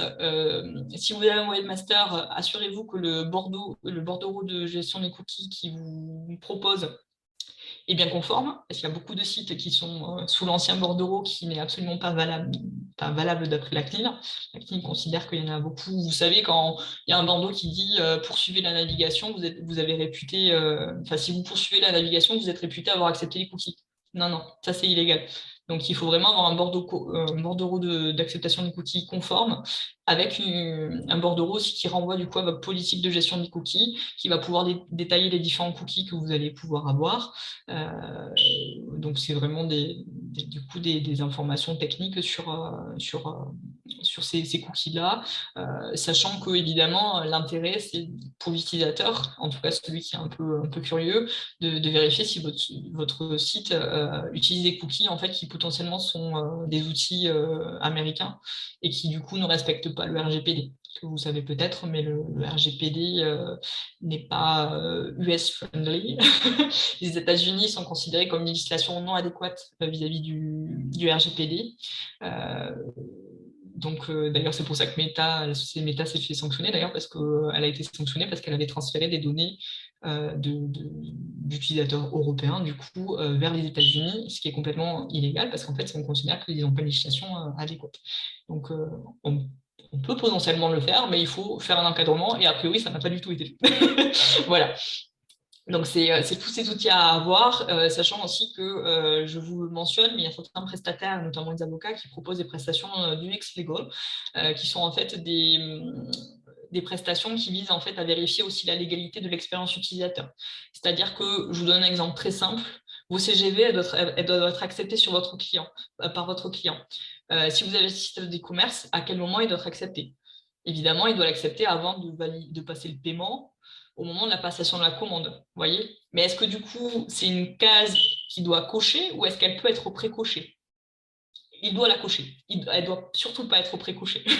Il y a encore des webmasters parfois qui vous mettent des cases pré-cochées et ça, c'est illégal. La CNIL, elle nous dit par exemple qu'il faut vraiment que ce soit un consentement exprès de la part de l'utilisateur. D'ailleurs, c'est le RGPD aussi qui le dit. Mais la CNIL, elle a pu expliquer que la case pré-cochée, c'est illégal et on ne considère pas du coup que c'est un consentement exprès que l'utilisateur a donné. Voilà. Donc, ça, c'est un exemple sur la vérification de l'expérience utilisateur. Si vous avez déjà, par exemple, des différentes mentions qui existent, est-ce que du coup, votre site pourrait être amélioré juridiquement parlant? Voilà. Donc, je vous le signale. Ça peut être Je intéressant me permets juste d'intervenir, Oui, Joanna, comme il est 11h30. oui, C'était juste pour les personnes, parce qu'en fait, on peut rester encore, il n'y a pas de oui. souci. C'est juste pour les personnes qui, du coup, qui on avait dit qu'on terminait à 11h30. Merci. Donc, si vous devez partir, il n'y a pas de souci, on comprend. Je vais juste Oui, sachant qu'il y a avancer juste un pour… slide. En fait, c'est juste pour dire, si vous pouvez mettre dans le chat ce que vous avez pensé de l'atelier et puis qu'est-ce que vous comptez mettre en place grâce au conseil très pertinent de Johanna. Et puis, vous inquiétez pas, effectivement, on vous enverra le support et le replay par mail. Donc, vu qu'il y a le forum, vous savez, Femmes et Numérique au Zélatech à Nanterre jeudi. Donc, en gros, je suis missionnée mercredi pour y aller et installer. Et jeudi, je vais toute la journée. Donc, en gros, ce sera envoyé d'ici vendredi. Voilà, normalement, si tout va bien. Si je ne suis pas en PLS, parce que j'ai déjà fait un forum et c'est très, très fatigant. Donc, voilà, si vous pouvez juste mettre ça dans le chat pour celles qui doivent partir vraiment à 11h30 pile. Et pour les autres, on va essayer de terminer à peut-être 11h45, quelque chose comme ça, Oui, voilà, pour déborder, mais pas trop. Donc, on va reprendre. Donc, du coup, tu étais sur les bons réflexes pour le site web. Est-ce que tu veux que je passe à la slide oui, d'après? tu peux passer, oui. Bon, après, on Voilà, verra s'il y a des questions par la les suite, mais litiges. juste Voilà. dernière slide, du coup, par rapport au litige que vous pouvez avoir avec un partenaire ou un client. Premier conseil, évidemment, c'est n'attendez pas. Vous avez... pourquoi ne pas attendre? Tout simplement parce que légalement, vous ne pouvez pas attendre. Vous avez des délais de prescription qui commencent à courir. Vous avez un délai de prescription de 2 ans si votre facture a été mise à un particulier, 5 ans si c'est un professionnel. Donc, vous voyez, on ne peut pas attendre, laisser traîner non plus un litige. Ne vous faites pas avoir aussi par les clients qui vous baladent, qui vous disent oui, on va payer à un moment donné. Et en fait, finalement, vous vous retrouvez à la fin du délai de prescription et puis potentiellement agir en urgence ou même parfois louper carrément le délai. 2 ans, ça va vite, hein. Si vous engagez des procédures amiables, ça peut parfois aller très très vite, hein. Sur les délais, le temps que voilà, vous essayez un peu de voir, de prendre conseil, le temps de machin. 2 ans, ça peut être très très court avec un particulier. Prenez conseil donc auprès d'un avocat, encore une fois, parce que sur le recouvrement notamment, l'avocat il va pouvoir penser stratégie dès le départ et vous donner aussi des conseils sur comment monter le dossier. Surtout quand vous sentez en fait que c'est une grosse somme d'argent, que vous ne pouvez pas faire l'impasse sur la facture, le non-paiement de la facture, hein, parce que encore si c'est une petite facture, bon, on peut se dire que le calcul coût-avantage n'est pas forcément intéressant. Mais lorsque vous vous retrouvez quand même avec une facture de presque 10 000 euros parce que vous avez créé un énorme logiciel, voire même plus parfois, là, non, il va falloir repenser en recouvrement. Vous ne pouvez pas faire l'impasse. Et donc, si vous avez un client qui ne veut pas payer, alors parfois pas forcément de mauvaise foi, mais qui va faire l'autruche parce qu'en fait, il n'a juste pas les sous et qu'il a vraiment une santé financière qui est presque irrémédiablement compromise, lui, il va juste faire l'autruche, gagner du temps. Et c'est aussi pour ça, dernier conseil, quand je vous dis ne pas attendre, c'est potentiellement de vous mettre une alerte sur l'entreprise débitrice. Vous allez sur le site bodac.fr. C'est un site sur lequel il y a les différentes publications qui sont mises par les greffes des tribunaux de commerce. C'est-à-dire que chaque année, quand vous faites la publication de vos comptes annuels, ou que vous changez de dénomination sociale, ou que vous changez de siège social, il y a une publicité qui est faite vis-à-vis de votre société. Si vous avez un débiteur qui est demain en redressement judiciaire ou en liquidation judiciaire, cette information, elle va être publiée sur le BODAC. Donc, si vous sentez que vous avez un débiteur qui est potentiellement en difficulté financière, ou en tout cas qui a vraiment un comportement qui n'est pas normal en fait, parce que par exemple, vous avez accompli toutes vos prestations, elles ont été très bien exécutées, il est très content, il n'a jamais contesté les factures, mais il ne vous paye pas. C'est peut-être qu'il y a des difficultés financières quelque part. Donc surtout, n'hésitez pas à mettre une alerte sur la société via le site bodac.fr. Parce que dès lors que vous avez une publication, la publication d'un redressement judiciaire ou d'une liquidation judiciaire sur le débiteur, vous avez un délai de 2 mois seulement pour faire une déclaration de créance auprès du mandataire judiciaire qui a été désigné, soit en qualité dans le cadre du redressement judiciaire ou en tant que liquidateur judiciaire. Donc c'est un délai très court, vous voyez. Et si vous ne l'avez pas fait, trop tard. Au bout de 2 mois, en fait, vous aurez plus la possibilité de solliciter le recouvrement de cette facture. Donc ça, c'est hyper important d'avoir ce réflexe. Et c'est pour ça que je vous dis, n'attendez pas. Parce que si vous avez un débiteur qui a des difficultés financières, derrière, ça veut dire que vous avez un délai potentiellement de 2 mois qui va commencer à courir incessamment sous peu. Et puis là, il faut dégainer très, très vite. Déclaration de créance, clairement, qu'est-ce que c'est? C'est simplement un courrier recommandé que vous adressez au mandataire judiciaire en question pour l'informer en fait, que vous avez une facture qui est impayée. Souvent, soit vous êtes assisté par un avocat, par exemple, ou alors vous pouvez directement contacter le mandataire judiciaire qui va pouvoir vous décrire la démarche. Si vous êtes en difficulté, prenez conseil, mais sinon, généralement, il vous guide assez facilement. Évidemment aussi, il faut adresser des relances amiables écrites. C'est mieux quand même l'écrit. Et si vous avez ces relances amiables, plutôt voilà, pas forcément agressives, hein, vous pouvez dans un premier temps, mais écoutez, je suis un peu gêné, vous avez une facture qui est impayée, est-ce que vous pouvez m'expliquer quand est-ce que vous allez régulariser la situation? Si 1, 2, 3 mails ne fonctionnent pas, adresser une mise en demeure par courrier avec recommandé avec accusé de réception pour du coup le mettre en demeure de payer la somme qui vous est due. Et c'est un courrier que vous allez pouvoir faire directement, hein, vous n'avez pas besoin d'un avocat. Vous pouvez aussi le faire avec un avocat parce que notamment si vous avez prévu des pénalités de retard dans vos CGV par exemple, il va pouvoir vous aider à faire débuter en fait peut-être le début de vos pénalités, vous conseiller sur les différentes sommes que vous allez pouvoir réclamer. Ça fait un peu plus peur aussi d'être recommandé sur en tête, courrier en tête d'avocat aussi, je ne vous cache pas. Et donc l'idée en fait c'est d'expliquer dans cette mise en demeure que sans paiement de sa part d'ici 8 jours, ben, vous réservez le droit de saisir la juridiction compétente pour obtenir une décision de justice le condamnant au paiement des sommes et le remboursement de vos frais d'huissier, d'avocat, voire des dommages-intérêts, histoire un peu de dissuader en fait de ne pas payer en fait et l'inciter donc à éviter que vous en arriviez à la troisième étape d'engager une action en justice, qui est donc l'ultime étape pour obtenir une décision de justice qui est en fait un titre exécutoire. Pourquoi je vous dis cette notion un peu barbare de titre exécutoire, c'est parce que l'huissier, lui, pour pouvoir faire des saisies derrière et engager des mesures d'exécution forcée, il est obligé d'avoir ce titre exécutoire. Si vous allez voir un huissier juste avec votre facture et vous dit qu'elle a impayé, il va vous dire « je ne peux rien faire en fait ». Lui, ce qu'il lui faut, c'est une décision de justice qui condamne la partie adverse à vous payer les sommes.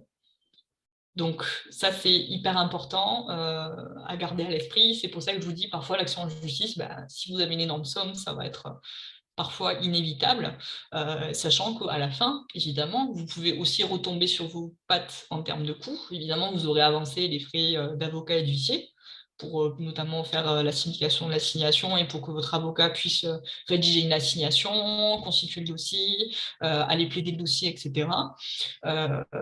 Mais du coup, au final, vous pourrez demander aussi à la partie adverse, au tribunal, de condamner la partie adverse à vous rembourser ces frais que vous aurez engagés.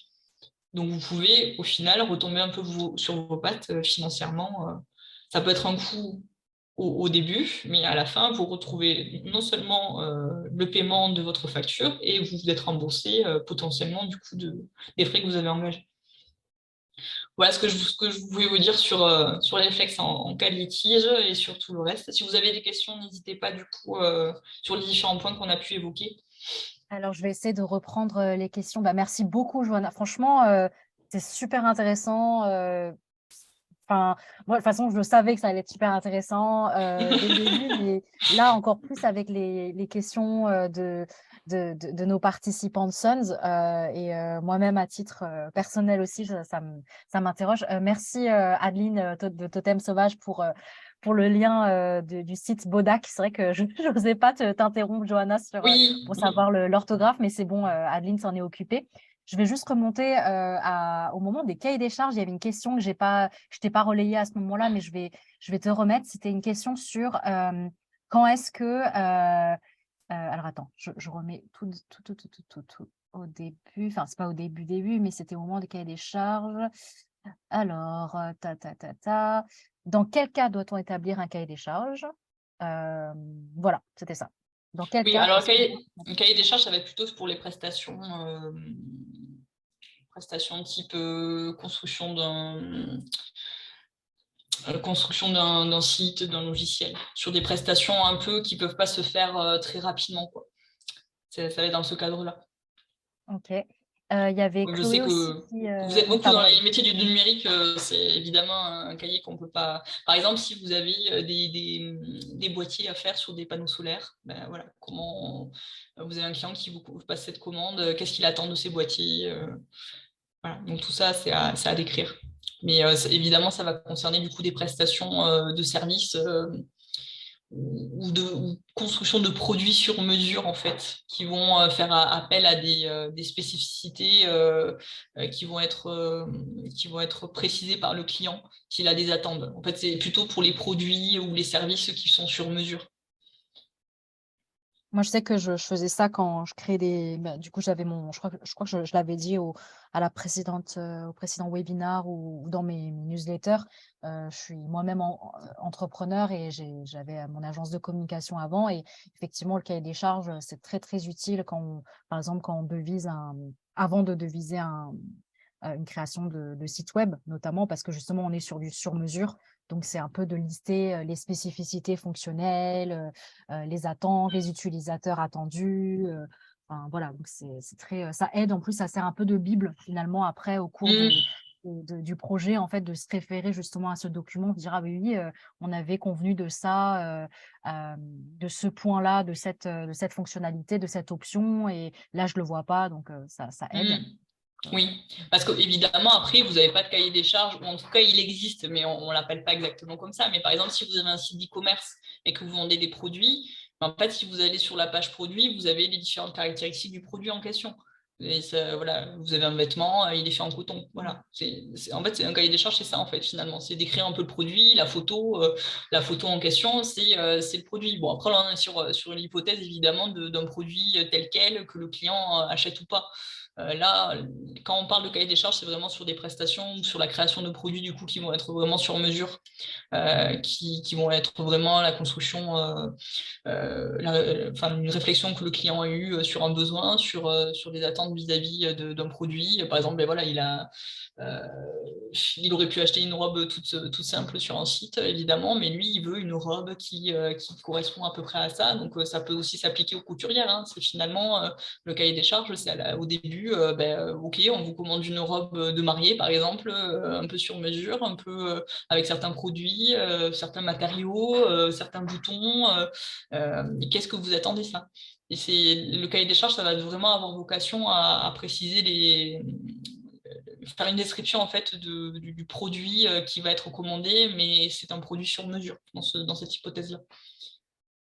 Il y a Chloé aussi parce qu'à un moment je remonte à une question qui date un peu, mais que tu as relancée tout à l'heure en parlant des packs, tu sais que les professionnels du droit peuvent proposer. Quel est le coût moyen pour une prestation de pack documents contractuels, par exemple? Ça dépend tellement. Ouais. En fait, il faut savoir aussi que, par exemple, pour les avocats, c'est ce dont je parle le mieux, nous, on fait que du sur-mesure. On est très peu. Moi, j'ai une grille tarifaire, par exemple, que je me suis faite, mais c'est vraiment quelque chose d'indicatif parce que, entre évidemment, comment dire, le site d'e-commerce qui va me contacter pour ses CGV parce qu'en fait, il vend des produits de nutrition sportive. Voilà, mais encore que, vous voyez, il y a quand même du coup des produits périssables. Hein. Donc ça aussi, vous voyez, il y a des spécificités. Dès qu'on arrive sur une activité, il y a toujours il y a toujours des choses à envisager, des spécificités. Mais du coup, vous avez évidemment ces conditions générales d'utilisation et de vente qui vont être relativement simples. Hein. Par contre, si vous commencez à envisager, on a parlé d'Airbnb tout à l'heure, je ne vous raconte pas le travail qu'il y a eu. Moi, j'ai travaillé sur une plateforme, un peu le même concept que Airbnb, c'était pour la mise en relation entre colocataires pour pouvoir partir en vacances avec des gens qui voulaient se rencontrer. Hyper sympa le concept, hein. Mais je peux vous dire qu'en termes de conditions d'utilisation, parce que là, on n'était pas en plus sur des conditions de vente, on était sur une plateforme de mise en relation entre les propriétaires et les gens qui partaient après en vacances, qui allaient être en colocation avec des gens qu'ils ne connaissaient pas. Donc, je ne vous raconte pas aussi en termes de danger potentiel qu'il peut y avoir, parce qu'on ne connaît pas les gens quand on arrive dans le lieu. L'idée de départ est très sympa, mais par contre, après, juridiquement parlant, en termes de responsabilité, qui fait quoi, qui facture quoi, parce qu'évidemment, la plateforme, elle fait de la mise en relation. Donc, je peux vous dire qu'on ne facture pas de la même façon les conditions générales d'utilisation et de vente de la plateforme d'e-commerce que la plateforme celle de la plateforme de mise en relation dans ce cadre-là. Ça peut aller du simple au triple, voire au quadruple dans ce cadre-là. Donc pour le coup, sur les premières CGV, vous pouvez vous en sortir avec des forfaits, je vous dis, je sais qu'il y a des confrères qui, peut-être un peu moins cher, mais peut-être entre 900 €, vraiment le truc le plus basique qui soit, à 1500, 2000 € pour. Voilà, c'est un peu les premiers forfaits, en tout cas sur la rédaction de ces documents. Après, si vous rajoutez aussi des prestations en termes de mention légale, de site internet, la mise en conformité RGPD, je ne compte même pas dans le forfait parce que ça aussi, c'est quelque chose qui potentiellement peut être extrêmement complexe. Donc moi, pareil, je propose des forfaits, par exemple, qui vont être complémentaires à ça. C'est vraiment deux prestations distinctes avec un audit de départ pour pouvoir déterminer le besoin, qui va permettre après, dans un deuxième temps, du coup, de pouvoir viser précisément s'il y a des problématiques en termes de données sensibles, par exemple, qui nécessitent des analyses d'impact qui va nécessiter évidemment des prestations complémentaires qui ne sont pas forcément nécessaires. Donc tout ça, c'est du sur-mesure. Évidemment, sur la plateforme de mise en relation que vous parlez, tout à l'heure, on était plutôt sur un forfait de 5 000 euros quoi, sur ce genre de documents. Et c'est pas des tarifs qui sont exceptionnels vu la complexité en fait des différentes obligations.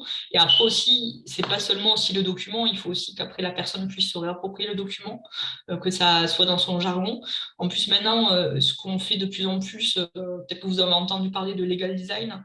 Legal design aussi, c'est faire en sorte que les documents juridiques qui sont souvent très arides, qui sont pas compréhensibles par tout le monde, soient compris par vos clients et vos utilisateurs, et même par vous aussi, hein, parce que parfois si on revient sur les CGV, je pense qu'il y a 10 ans, personne ne comprend, même les juristes parfois sont un peu perdus.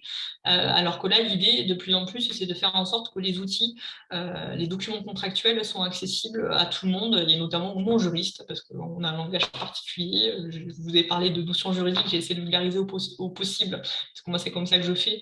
Mais évidemment, dans mes conclusions, par exemple, ou mes documents, je ne vais pas employer forcément les mêmes notions. Parfois, elles vont être très techniques. Et l'idée, c'est évidemment de faire en sorte que cette technicité, elle s'efface un peu et qu'on retienne finalement peut-être des synonymes de façon à ce que vos utilisateurs, quand ils vous arrivent sur votre site internet, ils comprennent. Si vous voulez, et si vous voulez être un peu curieux, moi j'avais adoré ça, vous allez sur le site de Tinder, le site internet de Tinder. Vraiment, leur site internet, c'est vraiment un exemple typique de legal design. Ils ont fait un travail monstrueux sur vraiment de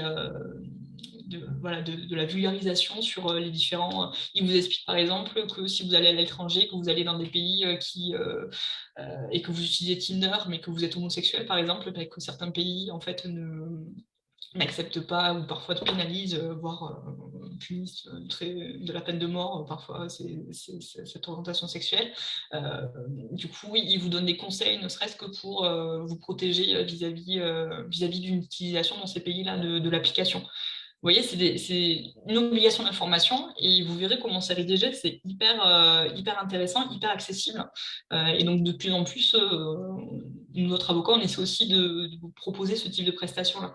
Vous voyez, au-delà de la prestation juridique à proprement parler, il y a aussi après comment le client va pouvoir se rapproprier l'outil et pouvoir après aussi le vendre. Parce que aussi, après, il faut que vous le compreniez, que vous puissiez le vendre auprès de vos clients. Que si ce n'est pas le cas, ça ne fait pas de bénéfice. Et si vous avez, voilà, ça va juste ne pas donner votre confiance en votre client sur votre entreprise et il ne va pas vouloir pousser le Mais en parlant processus. de design, justement, il y a Audrey qui demande si c'est le web designer qui est responsable de la gestion du RGPD. Alors, le web designer, évidemment, ce n'est pas un professionnel du droit. Donc, il n'a pas l'obligation, évidemment, de faire la mise en conformité en tant que tel, hein, puisqu'il n'a pas les compétences. Enfin, en tout cas, déjà, ce n'est pas sa prestation de base. Le webmaster, lui, qu'est-ce qu'il fait? Il fait le site internet et il fait la maintenance éventuellement s'il y a un contrat. Par contre, il a une obligation tout de même d'information, de conseil vis-à-vis de son client pour lui dire, voilà, moi j'ai connaissance que les mentions obligatoires d'un site internet, c'est ça, ça, ça et ça. Et donc dans ce cadre-là, vous devez, moi je vous mets à la limite, souvent ce que les webmasters font, c'est qu'ils mettent des mentions légales de base. Et après, ils conseillent du coup de prendre attache avec un professionnel du droit du coup, pour pouvoir compléter et faire du sur-mesure sur ces mentions légales, pour qu'elles puissent être révisées et être complétées en bonne et due forme. Voilà. Il y a aussi, donc il y avait une question qui date, justement, Maëva, j'allais en parler. Lors d'une vente sur salon, est-ce que les CGV doivent être remises aux clients ou est-ce que c'est implicite avec l'achat et au client de se renseigner? Alors, je reprends, en plus, Maëva a complété. Lors d'une vente en physique dans un salon, dans une boutique, comment doit-on transmettre les CGV au client? Est-ce que c'est implicite avec l'achat? Est-ce que c'est au client de se renseigner? Ou est-ce que c'est une obligation de lui remettre un doc? Personnellement, je n'ai jamais été informée de CGV en salon ou en boutique en tant que cliente. Il n'y en a pas en pratique. Si vous êtes sur de la vente vente en physique, les CGV, vous devez en avoir, évidemment. Elles doivent être visibles sur votre site internet si vous en avez un. Si le client vous les demande, vous devez être en capacité de les lui remettre.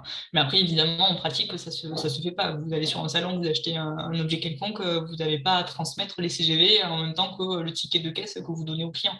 Ça n'a pas, c'est pas dans ce sens-là. En fait, comme je vous disais tout à l'heure, vous devez avoir des CGV parce que vous avez une obligation de communication, mais c'est une obligation de communication à la demande du client, en fait. Et qui doit aimer, ou alors, si vous avez un devis, vous devez évidemment l'informer sur ces CGV, donc les joindre à votre devis. Voilà. Mais on ne peut pas comparer la vente physique, évidemment, en one shot. Mais encore une fois, en théorie, le client a la possibilité, normalement, de pouvoir vous communiquer, de pouvoir vous demander la communication des CGV. C'est pour ça qu'il faut en avoir. Pour retourner pardon, dans le virtuel, il y a Flo et Séverine qui s'interrogent sur est-ce que tu connais des outils d'analyse web qui respectent le RGPD?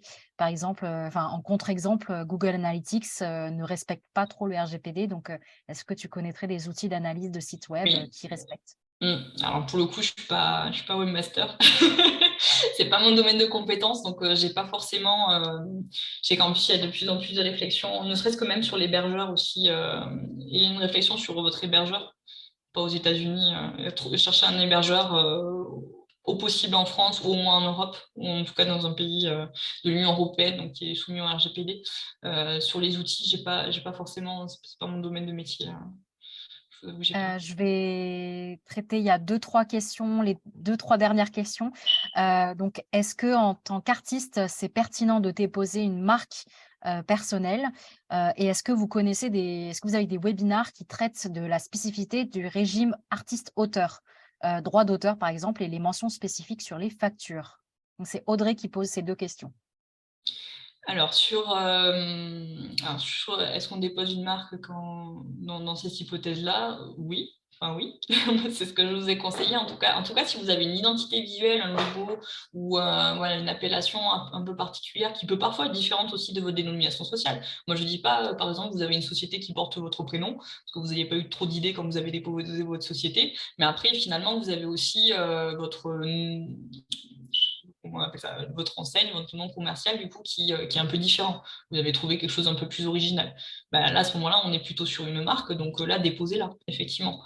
En fait, il faut pas confondre vos créations prestations, si je puis dire.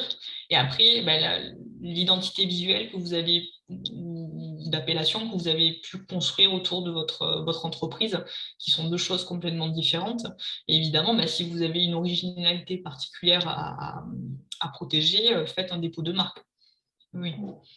Et pour la deuxième question, je par rapport au statut, très particulier d'artiste-auteur, du coup, les droits d'auteur, moi, je vous conseillerais de voir, avec la Ligue des auteurs et illustrateurs, professionnels.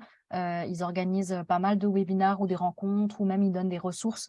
Il y a un site aussi sur la charte, des illustrateurs et des auteurs, jeunesse et aussi, pas jeunesse. Il y a leur ancienne présidente, c'est Samantha Bailly, qui est une autrice que j'admire beaucoup, avec qui que je travaillais auparavant, parce que du coup, avec mon activité en parallèle d'animation d'atelier d'écriture, ça me parle beaucoup. Donc, je vous conseille d'aller voir de ce côté-là. Je ne sais pas si, Johanna, tu avais d'autres Non, des pas, webinaires. pour le coup, c'est pas des domaines que je pratique, donc je serais mal avisée de vous conseiller.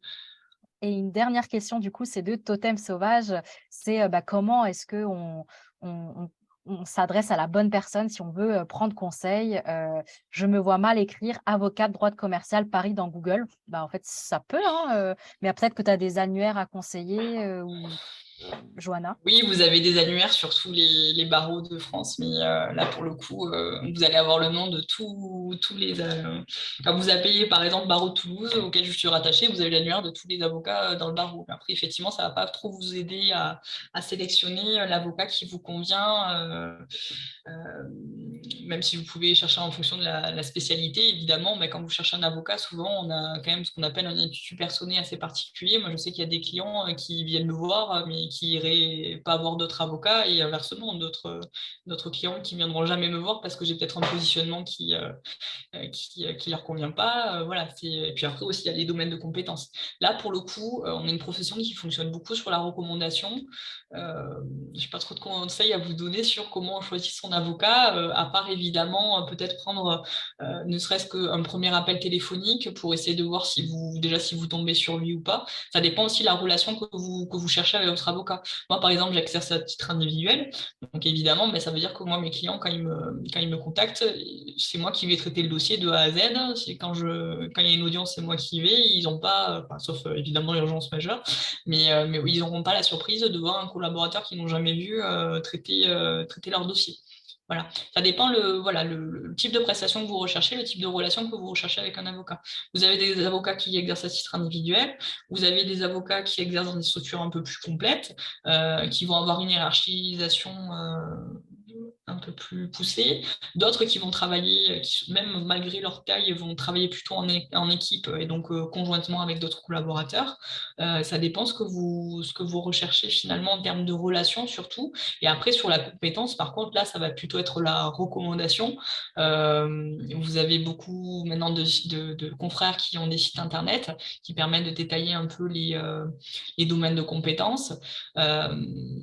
Moi, je sais que quand même, on a une relation qui fonctionne beaucoup sur l'humain. Souvent, ce qui va faire la différence, c'est vraiment le positionnement vis-à-vis du client. Est-ce qu'on est réactif? Est-ce qu'on s'exprime dans un langage qui lui est accessible? C'est vraiment ça qui va faire la différence souvent sur la relation. Donc là, sur les conseils, c'est très subjectif. Après, faut essayer de rechercher. Vous avez plein de... Maintenant, vous pouvez voir aussi sur les réseaux, sur LinkedIn ou autre, vous pouvez voir un peu les publications. Ça vous donne aussi un peu l'idée que ce soit sur la compétence ou le positionnement de l'avocat, est-ce que vous recherchez chez lui, quoi. Super. Du coup, on va clôturer. Puis moi, j'ai rendez-vous chez le médecin à midi. C'est juste à côté, hein, donc ça va le faire. Mais merci beaucoup vraiment pour tout cet échange. Je vais juste conclure, comme je vous disais, si vous pouvez mettre dans le chat ce que vous avez pensé de l'atelier, ce que vous comptez mettre en place dans votre activité. Moi, j'ai vu beaucoup de remerciements. Johanna, il y a une personne, Adeline, qui disait que c'était le webinaire le plus utile auquel elle a assisté. Merci infiniment pour tous ces points de repère essentiels. Donc voilà, merci Adeline. Et voilà, je vous ai mis dans le support du coup de nos prochains événements. Je vous l'enverrai de toute façon dans l'emailing avec le support, avec le replay, etc.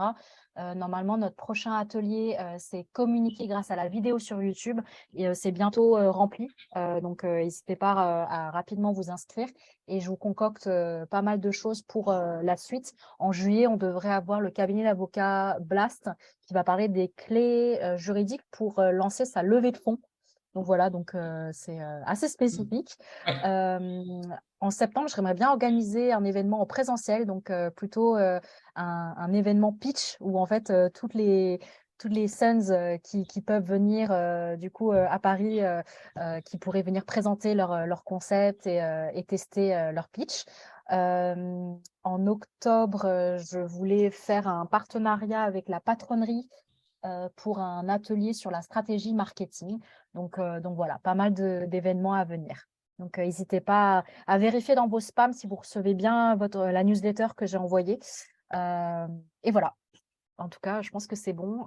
Johanna, est-ce que tu as un mot pour la fin? Non, merci pour votre attention et vos différentes interactions. C'est toujours très plaisant de voir que l'intervention intéresse. Encore une fois, ce que je vous ai présenté, c'était une synthèse des différents points auxquels vous devez penser, mais évidemment, il y a plein d'autres choses à dire plus en détail. Donc, n'hésitez pas à prendre conseil, à vous renseigner. Savoir, c'est pouvoir, surtout au lancement d'une activité. Donc, je vous invite vraiment à être proactif sur la recherche d'informations. C'est ça qui va pouvoir vous aider pour la suite. Super. Merci Johanna, merci à toutes, merci pour tous les mots d'encouragement et trop contente et hâte peut-être qu'on se voit jeudi au forum Femmes et numérique aux Elatech à Nanterre ou sinon au prochain webinar et sinon par email, via newsletter, etc. Voilà, à très bientôt.